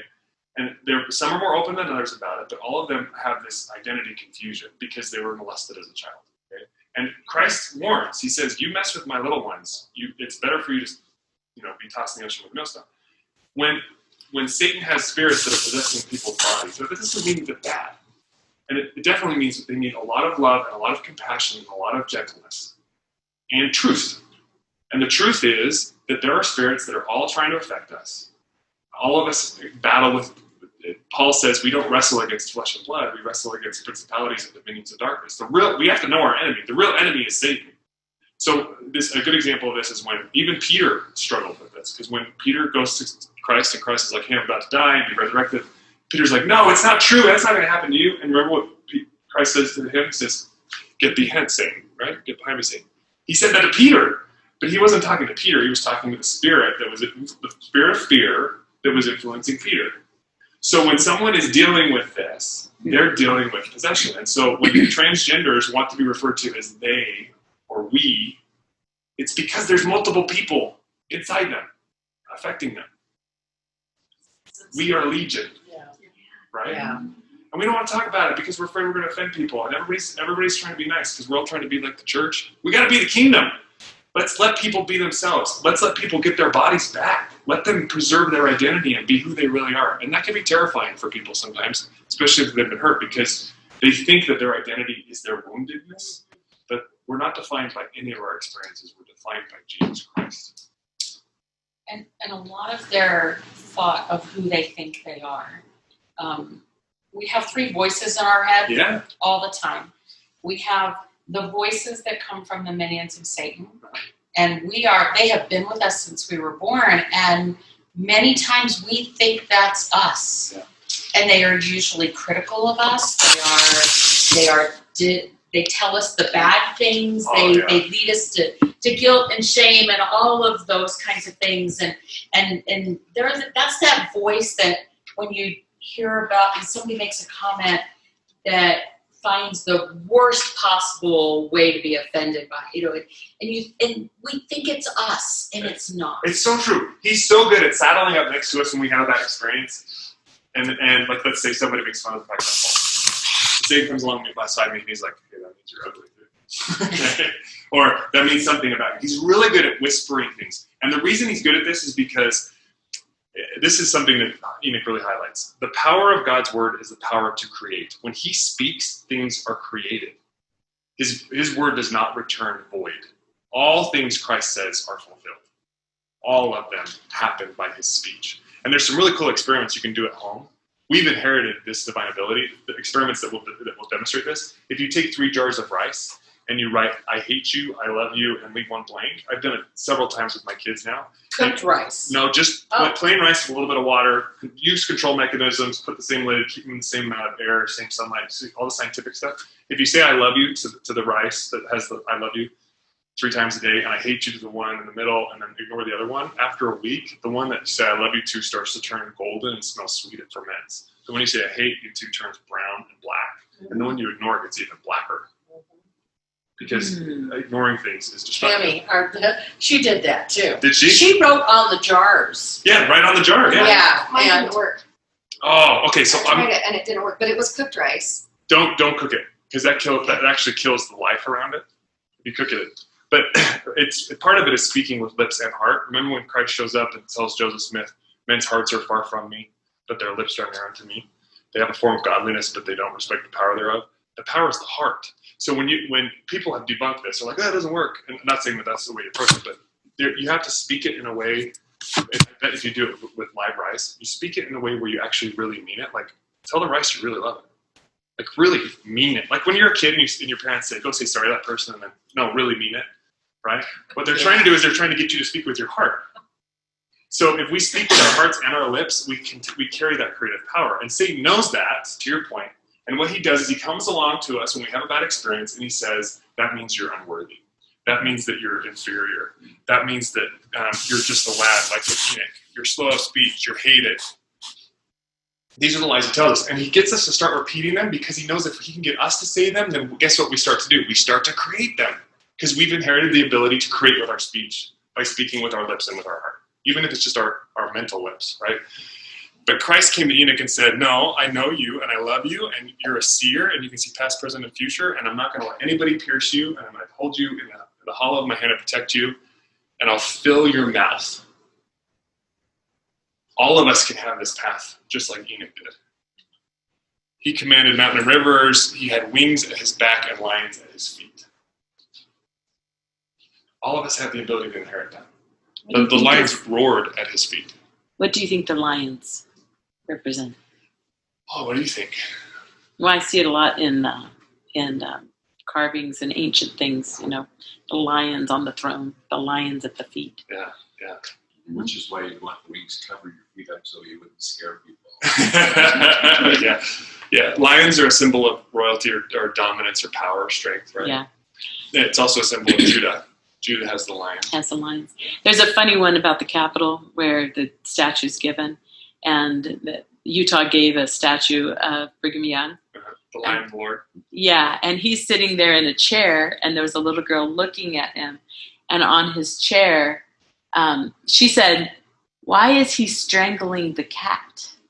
Because his hands on the chair had the lion heads, and his hands were on the chair, and so from her perspective, she thought he was strangling cats. That's funny. Anyway. That's funny. Well, and as we gain more righteousness, I believe we gain the power of like having lions at your feet. Yeah, like he is. So this idea of regaining this divine sense or being awakened or gaining the ability to discern what real voice you should be listening to, regaining our divine senses is all about feeling, and we talk about hearing and then seeing. And it really comes down to, this is a fun one, I'm sure you guys will see this, I did this for seminary, but it's really because we were up in heaven, we fell, came down to earth, And we go through the plan of salvation. We have death. We go to the spirit world. We're really below where we're supposed to be, right? But Christ resurrects us, and he brings us into these kingdoms. And if we're willing to learn the laws of love, then we can have different degrees of glory. And the law of the celestial kingdom is the love of self. The law of the terrestrial kingdom is the love of others. And the law of the celestial kingdom is the love of God. It's that simple. Wow. That is so cool. I haven't seen it done like that, nor the fall to the spirit world. Love. Oh, look at it. Spells out love. Oh, Christ is all about love than truth. If you want to share truth with someone, now this is something we can do, okay? If you want to share truth with someone, if you want to help them wake up, you have to feel compassion first. Like you were saying earlier, you want to feel compassion. You have to feel how much someone loves someone. Or, excuse me, you have to feel how much Christ loves someone before you can go share truth with them. That's hard for me, man. Stop smoking. I want to tell people all the time, why? That's the most selfish thing you can do, to smoke. Stuff like that. But I've had so many interactions like that. My kids cringe whenever they see somebody smoking because I'm not afraid to go tell somebody they shouldn't smoke. So one guy in a hospital once smoked outside and came in and held his bearing a baby. And I told him, I'm like, you're killing your child. It's really abrasive, right? Aggressive. It's not the right way. I've had other moments where I see someone smoking and I walk up to them, and I saw this guy once, and I was like, he was riding a Harley with his girlfriend, and I was like, dude, that's an awesome bike. And he was smoking right outside a grocery store. It's against the law to do that in Vegas, okay? And I said, it's an awesome bike. I built connection, had compassion with him. And I said, hey, I don't know if you know this, but did you know that smoking actually increases the likelihood you're going to get COVID? You're not allowed to smoke right here. And he was like, oh. And he was open to it.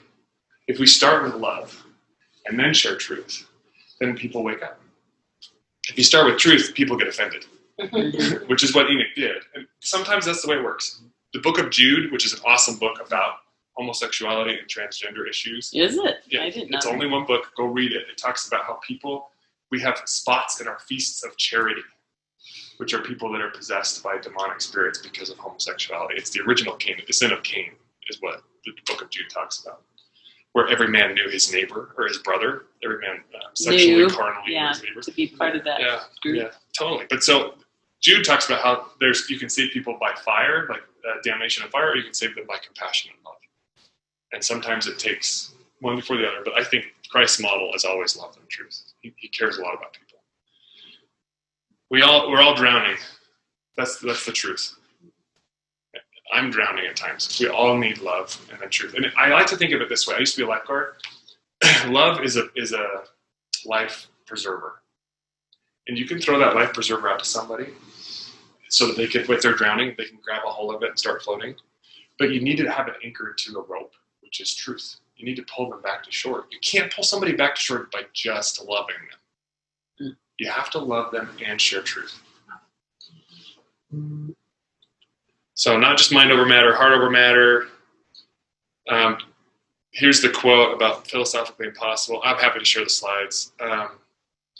Enoch rose to heavens. And I just want to emphasize this as we come close here. Christ is the why, and Zion is the how. I love because of Christ. I feel because of Christ. I care because of Christ. I see because of Christ. He's everything. How I get back to him is I love other people and I build Zion on earth. When someone's drowning, and I have a little chart of this in the book, I'm sorry I don't have the slides, I'm happy to send it to you. There's something in psychology called cognitive behavioral therapy, where you help people understand their emotions and then reframe them. The only way that works, I've found, and I've done it with a dozen institute kids, is if you help them understand through a series of 5 steps my wife and I have developed. You help them understand that, yeah, they're drowning, and let's get into that experience. And let's go back to the first time you felt like you were drowning. It's usually when they were a kid. They were a little kid. We had this awesome, huge Samoan, half Hawaiian, half Samoan member of a bishopric in Vegas. And he went through this process with us, and we sat there and talked to him. And he said, yeah, and his wife complained a little bit. She was like, I feel like he always gives everything away. He never have enough money. He's always giving it to other people. And he opened up and got really vulnerable because it was a safe place. And he said, yeah, I remember an experience as a kid where my dad would go fishing and he'd catch fish, and we were starving, and he'd get the fish to the neighbors. He wouldn't give it to us. And that was really painful for me, and so I feel like that's what I'm supposed to do. And so we sat in that experience. Step 1 is identify the experience. Step 2 is identify how you felt in the experience. He said I felt really unimportant. I felt like I wasn't deserving of the fish, but my dad gave it to the neighbors. And then step 3 is identify the lie you're telling yourself. Well, if I'm unimportant to my dad, I'm unimportant to God. He doesn't care about me. Step 4 is, okay, now that you've articulated the lie, identify the truth. Well, the truth is, God does love me. Our spirits reject lies. We know when something's a lie. And then step 5 is understand what you can do to change to seek Christ. Because we're all drowning, and he wants to lift us up back on the water and teach us how to walk on water, right? So we went through this process with him, and it's awesome. His wife was like, yeah, he doesn't give everything away anymore.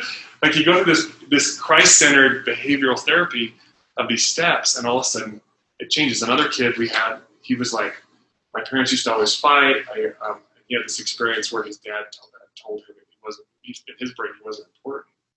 And he realized that meant that he felt like God didn't care about him as well. It wasn't enough, right? As he went through this process, as soon as he said that, I was like, well, what is that? What are you telling yourself about those experiences when God doesn't love me? As soon as he said it, he went, and he covered his mouth and said, I know that's not true. And he was like, I felt like I was pulling an arrow out of my heart that had wounded me. And all of a sudden, all this light pours through the wound and starts to fill him. He's like, God totally, he wants me to be a creator of stars, not just a star in his galaxy. He wants me to do all these things with him. And it just changed his whole life, right? So I think that's one of the biggest lies that, I don't want to say the woke or the left or whatever, but that's my truth. Such a lie. But they're buying into the lie Yeah. to the point that they're continually having to reinforce that Yes. to continue to believe it, because really inside they know it's not. Yeah. Brainwash. Right. Yeah, you're right. And That's do such a it good with point. aggression, violence, anger. Oh, yeah. Yeah, that's it. Joseph Smith said, all the ancient Zion, building Zion is a pattern we are all invited to follow by uniting hearts until we are, quote, wrapped in the power and glory of our Maker and caught up to 12. I want to be wrapped up. I want to be caught up. It's so beautiful, isn't it? Christ has and continues to carry the righteous up to Zion, his secret place of the Most High. There are people that are being translated that we just don't know about. Because when they get translated, their name disappears from this earth. It's almost like God is preserving it. We know more about Enoch's grandparents than we do about Enoch. We know more about his grandson than we know about Enoch. Enoch is only a blip. It's only because of Joseph Smith and us now entering this new phase of let's wake back up that we know anything about him. So there's lots of things that are happening that we don't see, and we get to join it if we're willing to receive it. He said we ought to have the building up of Zion is our greatest object. The time is soon coming when no man will have any peace but in Zion and in her states. And we're there. Brigham Young, we have no business here other than to build up and establish the Zion of God. What about being a professional, making money? Well, okay, that's good, but it's not your real business, according to Brigham Young, right? What about having a garden? Now, I'm not saying we don't do stuff, but the whole point of this existence that is flashing before our eyes faster and faster is to build Zion. And if we're not building our business to build Zion, if we're not planting a garden to build Zion, if we're not doing these things, then we're missing the why and the how. So I have to remind myself all the time of that too. So you can do those things, but with a different perspective. Yes, and here's a great quote that says that. Zion's people, this is John Taylor, this is the reason I wrote this book. My grandfather, George Pace, shared this with me during a temple prep class, and I couldn't remember where it was, and I took 6 months to find it. I finally found it, and then all this stuff came out. Zion's people will excel in literature, in science, in arts, manufacturers as never before, until when the Lord's purposes are carried out, we shall have the most magnificent buildings, the most pleasant and beautiful gardens, the most healthy and the most intellectual people, cities fit to be caught up, that when Zion descends from above, Zion will also ascend from beneath. Multiple communities will rise up and meet the city of Enoch and the city of Melchizedek as they descend. But we will build those things Here, not for ourselves, but for each but other. for each other. Yes. My husband and I have been talking about this quite a bit, and we think that in Zion, you don't do anything for yourself. You do for everybody else, and you rely on the Lord for them to do everything for you. And think about that. It's totally opposite, isn't it? It is totally opposite of what it is in this world. Yeah. But if you're like, okay, I'm growing my garden so that I can feed everybody else, somebody else is going to worry about feeding me. I don't have to worry about feeding me. I'm worried about everybody else. Yeah. You know, and that's so hard to change our minds. Oh, it is. It's because we're all about self-reliance, right? I got to take care of me. Yeah. Self-reliance is great for this world, but is that really? That's where it's so tricky because it's a socialistic counterfeit. Yeah, the bent. Right? And Yeah. the Mayflower collapse and why those people didn't succeed. They didn't take personal responsibility. So that group of people, they have to have responsibility to do. And Abraham has a small book, Kings and Queens, right? And that kings and queens are servant kings and queens. Mm-hmm. Yeah, they're the ones that are helping move people along. But I don't think, people are just sitting on their cans not doing it, right? People who are engaged in building Zion are sacrificing their health and their wealth for Zion. Yeah. For Christ. And they're led by Christ. So you do it when Christ tells you to do it. I remember my father taught me about King Benjamin. King Benjamin is like, you give it to people unless you don't have. He's like, well, ask Heavenly Father if you have. Ask Heavenly Father. If you see a beggar who asks you, ask if you have. And if you have, then the Lord says give, then give. If the Lord says withhold, then withhold. It's following his pattern. Because when we gather together in his name, he shows up and he becomes the king.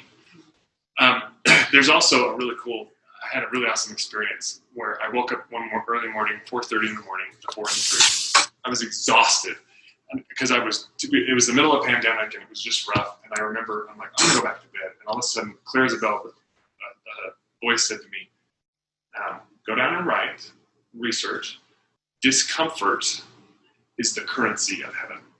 Ooh. So being willing to be uncomfortable for other people. And you look at the best example of that being Jesus Christ. His willingness to suffer, to expose himself, to bend for others. So, okay, I'm almost done. We're meant to build cities fit to be caught up.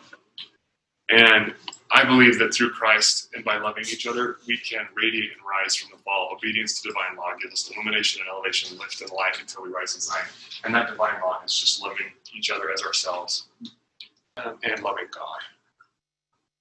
And it's almost like he's an instructor in celestial physics. It's like he's teaching us how to fly. And so as we follow him, we can view the gospel laws and ordinances as lessons in a sort of celestial physics designed to empower and lift us home to our Heavenly Father, our Heavenly Parents with Christ as our divine instructor. We're just trying to learn how to be like him, right? All right, so that's it. Christ is calling Zion. We love it. Oh my God. Probably 7 or 8 years, like over and over again, get comfortable with being uncomfortable, get comfortable with being, and I'm like, oh, but I like the familiar, and he's like, oh, I'm moving out of familiar, I'm moving here, and I'm like, this is so uncomfortable, and he's like, Discomfort's the currency of heaven. And in the book, I talk about all these different things that Zion is: life, love, harmony, music, art, gardens. Like I have little sections on each one. I just want to end with this: that everything's created spiritually before it exists physically. We know that from Enoch and Moses. The things that you need to make manifest or bring into this earth, they already exist. And I believe that we, in some measure, we chose our life with Christ before we came down. In the law, we call that informed consent. Mm-hmm. You can't, it's hard because you can't really know how difficult this is going to be until you live it.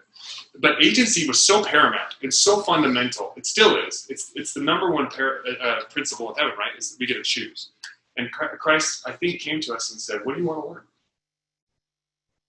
How much do you want to grow? How much do you want to receive? And we framed our lives. Now, when we get down here to earth, we have these examples where Joseph Smith and Sigmund Regan and Oliver Cowdery see the Nauvoo temple in a spiritual frame float above them and land down and show them what it's supposed to look like in a physical frame. We have things like that in our own lives. We can manifest beautiful creations that will point other people to Christ. And we can do it now if we're willing to receive it. And one last note I forgot to mention. Christ is the King of Kings and Lord of Lords. Why is he both? What's he the king of and what's he the Lord of? King of the kingdom, Lord of the other lords. He is the Melchizedek. Yeah, he is the Melchizedek, He is the king and the priest. the king and the priest. He's the king of the kingdom and the Lord of the church. Oh, He's over the New Jerusalem, which is the church, and the Old Jerusalem, which is the kingdom. Which is why when he comes, there will be two Jerusalems. It's the pinnacle example of him reconciling the dichotomy, him bringing everything into one. And so if you feel like there's tension in your life, if you feel like there's things that are unreconciled or unresolved, we all have them. I just invite you to seek Christ. He's the healer.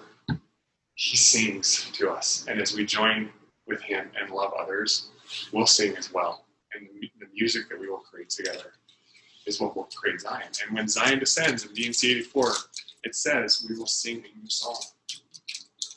And so I hope we can all join that chorus because I want to hear it. I leave that with you in the name of Jesus Christ. Amen. Could you just clarify, he'll be the king of New Jerusalem and the Lord of Jerusalem, or the other way around? Other way around. So I don't have it. Could you explain? So the I would Lord say of it's Lords over the church, the King of Kings over the kingdom, The government. the government. And we know So I see king as a spiritual king. That's why I can't get it. that, well, that's That's everything's the spiritual and divinity. temple. The Davidic covenant of the king. Yes, yes. So David had the right, he had the kingdom right? We know kingdoms are the right way to go. Okay. But so this goes back to Joseph Smith's comment. That there's a material difference between the church and the kingdom. The church is about salvation, the kingdom is about allegiance. So there's a kingdom for the kingdom, there's a king for the kingdom, and there's a Lord for the church. And he brings them together. He marries the church and the kingdom. He marries heaven and earth. He marries everything. Brings it all back together. Does that make sense? Yes, that makes sense. Thank you. So I just have a question about the temple. Could you just tell us, there was a post this week from the church on the temple from Denmark, and it talked about the temple as kind of a gate for us. Yes. So tell us your thoughts. Well, when the Jerusalems are built, there will be 12 temples, one for each. And John Revelator refers to them as gates, one for each of the tribes. When Abraham and Sarah would go around in the wilderness, and they would gather souls one by one, Isaiah actually talks about how the way we gather to Zion is one from a city and two from a family. Like we go in and we find them, right? When they would go around the wilderness, they would always plant wherever they'd stop for the season of the year. They'd plant or they'd build a fence with 4 gates, north, south, east, and west, and they'd have gardens in the middle. And there's cool stories about how the Hebrew tradition is they would invite people in from all over the place, and they would offer them food. And Abraham and Sarah would treat them as guests, and then they would inevitably ask them. They'd say thank you, and Abraham would be like, "Why are you thanking me? You should thank your host." And then the people would say, "Well, who's my host?" And they'd say, "The God of heaven." And then he teaches the gospel, right? So this idea of nourishing in a garden, this idea of inviting people into your space, into your family, to be part of who you are, that's what the temple is doing. Abraham had an old version of the temple, and Abraham and Sarah together. And so that this temple idea of having 12 gates is we're going to accept everybody from all the different tribes. We're going to invite everyone to come back in through their respective temple to regain the presence of the Lord. Does that answer your question a little bit? Is that in one of those old pseudepigrapha books? No, that's a Hebrew Torah tradition, and it's taught by a rabbi. There's a book called Abraham and the Covenant People by, it's not David Larson. It's in my book. There's some citations. That's a wonderful book written by a lawyer out of Arizona. He has all the citations for it. By the way, did you know who the angel was that saved Abraham? According to Jewish tradition, it was Enoch. When he was being sacrificed? Enoch showed up and was like, because remember the squinters, if you show up with Holy Shekinah, with light, I mean, See. well, you burn people's eyeballs out. If they're not willing to be righteous, they're being, he blinded and killed the priests, right? When he showed up. So. And just as kind of interesting as an aside, but as I studied that story of Asenath, which is Joseph's wife in Egypt, and how he blesses her, and then she makes this transformation, and then but her temple has the 12 gates and the garden within, and then her name is when God gives her name is City of Refuge, Oh, that's beautiful. That's it. which is Zion, Yeah, right? And yeah. it says we will enter into her Yes. gates. Yes. Right? So it does seem to have, there's this female connotation. Oh, totally. And Enoch's wife's name, by the way, was Adonai or Edna, according to ancient tradition. And so I really hit this in the book. There was no Enoch without Edna. No, I don't think you get the full ascension. No, you don't. Yeah, you don't get Abram to Abraham unless you have Sarai to Sarah, right? Yeah. I've Yeah, thought of 11. that. That's cool. Together all the Yeah. way. Yeah, the 11 and the 22. That's cool. You guys tell me that. I That's think cool. that's going to be, and I think that when, this is my thoughts, but when Abraham goes in to teach, he's teaching one of the pharaohs and he's restoring, because they originally had the stars, priesthood, right? Yeah. And yeah. so he's restoring something to them. Then I think the other side of that is what Sarah restores to the female line. Yeah. That we've lost. And I think that's what's lost kind of in this world. I agree. Yeah. And the risk is that you end up taking it over. Speaking of, there's my awesome life. I married way out. But we No, tend it's to- in a balance. Yeah, we It tend to is a swing. beautiful balance of Yeah. energy and light. Yeah. Totally. But we've been operating under just kind of one viewpoint. And yeah, for it's a been long so skewed. I read an article somebody posted a couple years ago where they're trying to get that point across in of the gender inequality, and they tell this story they switch all the pronouns. They're like, imagine you're a guy and you're raised and you're taught about Heavenly Mother and you're taught about how all the priestesses are female and you're not allowed to do things because you're a guy, and they there's all this woundedness over that. And I really, all I can do is recognize that that's been very painful and very sorrowful and very unhealthy and broken and fallen and all that kind of stuff. And that's what's going to make it even more awesome when Christ restores it in perfect harmony and balance. That's why we'll sing. Yeah. That's why we'll weep. Yeah, that's what. And anyway, but I just thought the 12 gates. It's interesting to mention it in that story, and around the garden and the living water. Yeah. So this is pretty fabulous. Would you come back maybe another time and talk to us? Because Skousen, in his works, he talks about the Council of 50. I think there's even a book on the Council of 50. Yeah. But it seems like right now we're going through this transition of mess, and so there's a lot of fear. And how do you survive the mess and become, or how do you heal? Is it through those councils of 50? People are looking at different vehicles, like to come to this place of wholeness. I don't know. So anyway, do you know enough about that you could share with us? I'd love to. I'd rather. Or a legal way of from a healing? legal standpoint. Yeah. I have ideas, but I feel inadequate compared to some other people. There's some very, very brilliant legal minds out there. Part of me, I have some tension personally on this because it's tough. I feel like countries fail all the time. If you look historically, and eventually America's meant to be replaced with Zion. And so I don't know how the timing fits, but I do know that America has the most incredible constitution ever, and I could highlight some of the issues that I think have been strengthened by the Supreme Court. We could talk about that if you want, but we might reach out to you because you're right in our wheelhouse of everything that we love. It was absolutely fabulous to see this presentation. I think everybody's really excited to get your books. This will go out then onto a different platform, and we end up with thousands of people that view it. Cool. So it will be a nice, I think people really love it. I'm delighted. I can talk about it forever. My wife knows I do. So. Good. Well, maybe you could come and teach too. Well, that's what I was gonna say. It'd be better if she taught, because we've taught institute together, and it's hard to dance, but it's always better when we do. Great. She's amazing. Yeah. And she's amazing. So is that what Fantastic. you retired to do? Is teach that, right? Oh no, I made a little bit of money with this company when it went public and then private, and I helped the CEO get divorced, and the culture changed. I was a lawyer, so it was sad. He was a billionaire. Like, what do you want with your life? You already have more money to spend. And so I just decided that it was a good time, and we talked about it together. We're trying to break up the school district in Nevada, Oh. You're trying to do what? Break up the school district. Yay! Talk to us about that.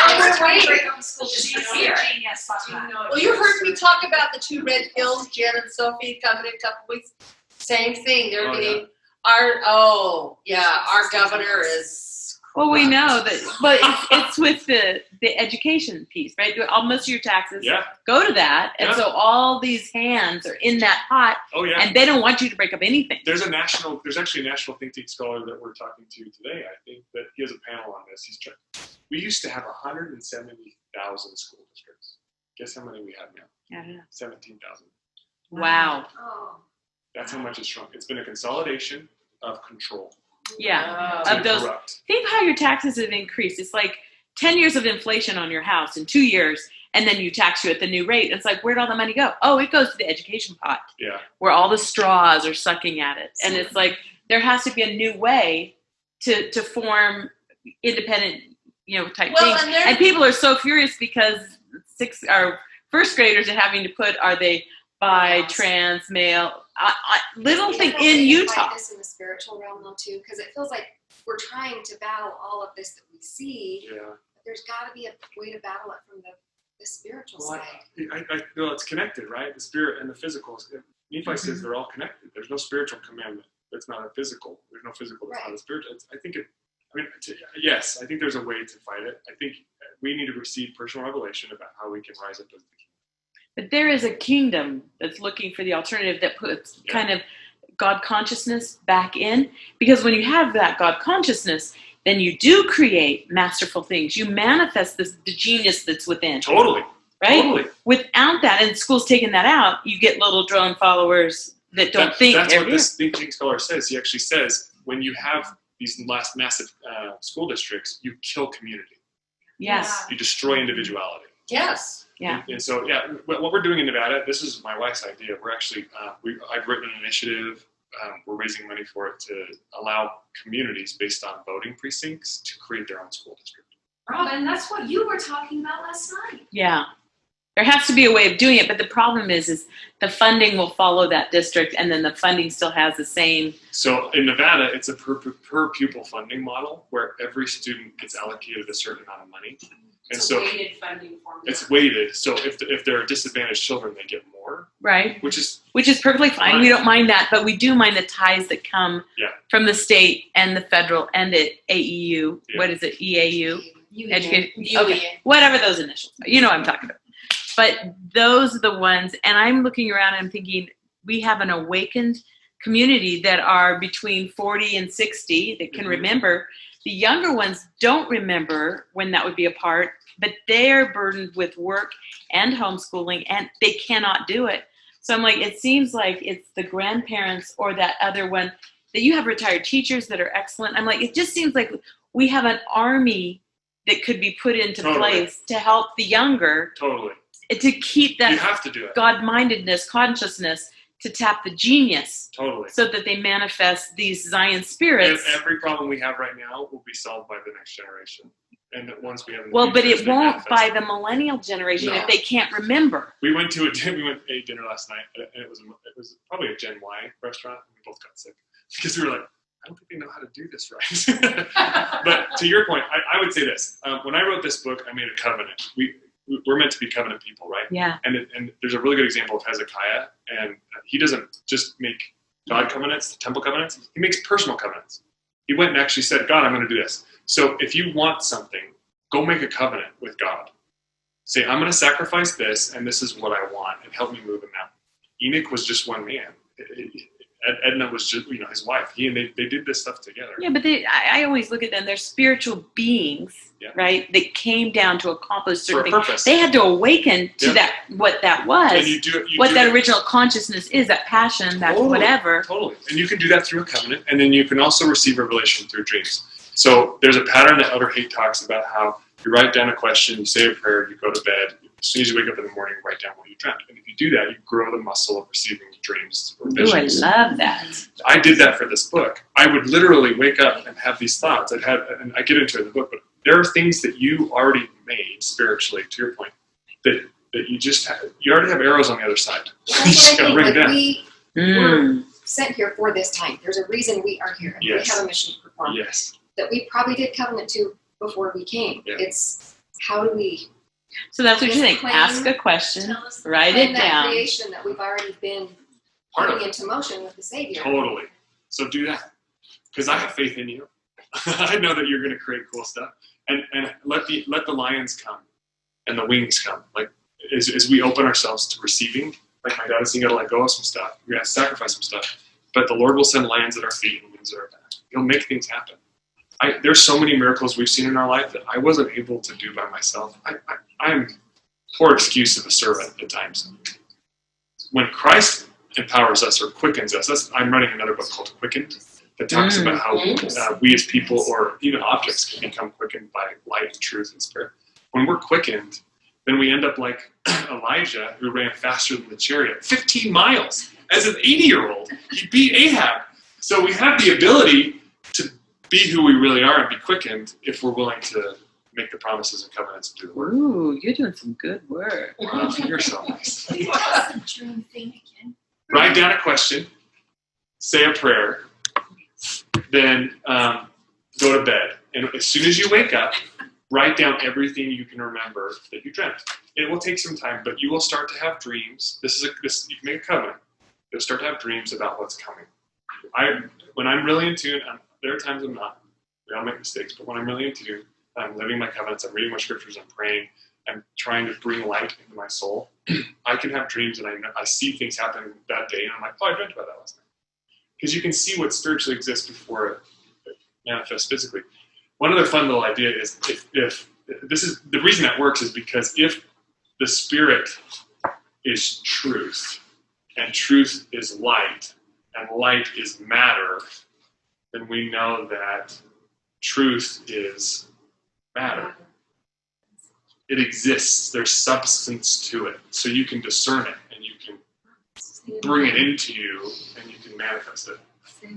If truth is light and light is spirit and spirit is matter, then we know that truth is matter. That's why it blinds people.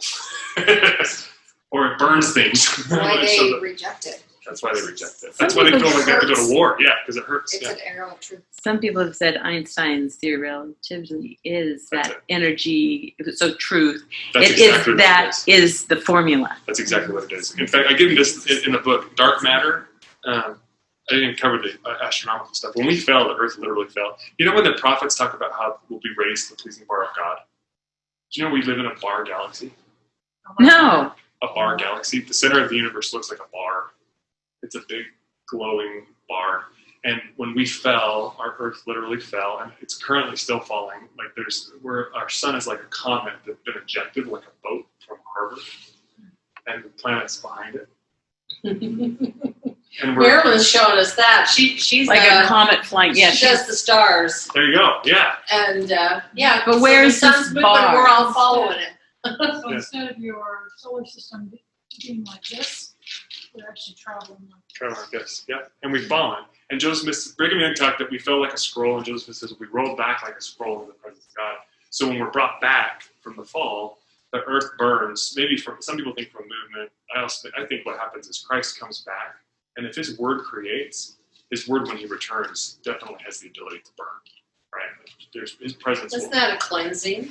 Well, that's what, don't they say Cain first is a lamb and then is a lion? Like the first is humility and the end is like Love and judgment. Truth. Love and truth. Yeah, that's it. So there's some really cool stuff. But Einstein talked about how we can't.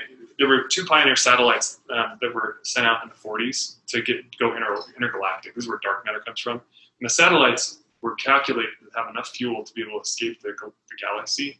And you have to really be precise about this. And the scientists are really good at understanding what exists in the heavens and what gravitational forces are out there and how much fuel is necessary to get out. So they shot one off, and it slowed down a lot faster than they anticipated. And they were like, we must have made a mistake. And they were just so stressed and infuriated over it. They're like, we really messed up because these are expensive exercises, right? Well, then they went and shot another one off, another Pioneer satellite off. I think it was Pioneer 47 and 48.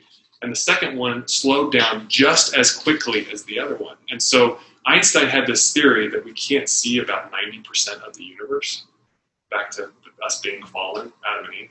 We've lost the ability to see in here. And he said it was his greatest failure because he couldn't prove it. Well, these satellites proved it because as they slowed down, they proved that there are gravitational forces that are pulling at the universe that we can't see. 90% of the universe we can't see. And that's dark energy and dark matter.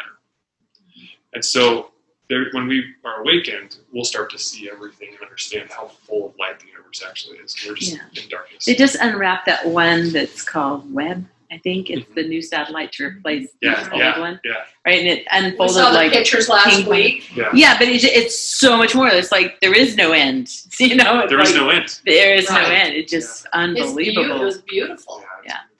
And we're all going to go back to that pleasing bar of God, back to the center of interesting the galaxy.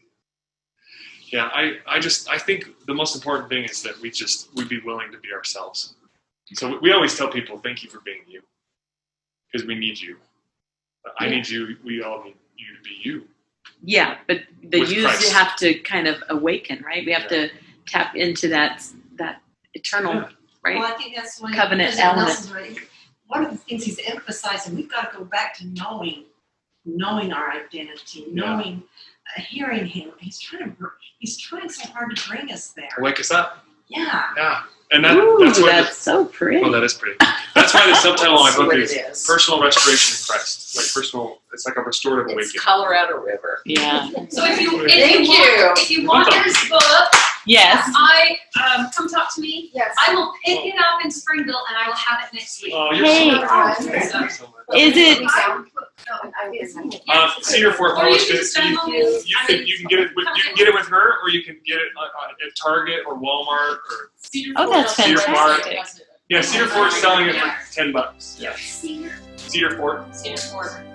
Is that the one that publishing? Can you just go in there and buy it? Thanks for recording that, Robin. I really appreciate it. That was awesome today. Bye bye. He was amazing. Yes.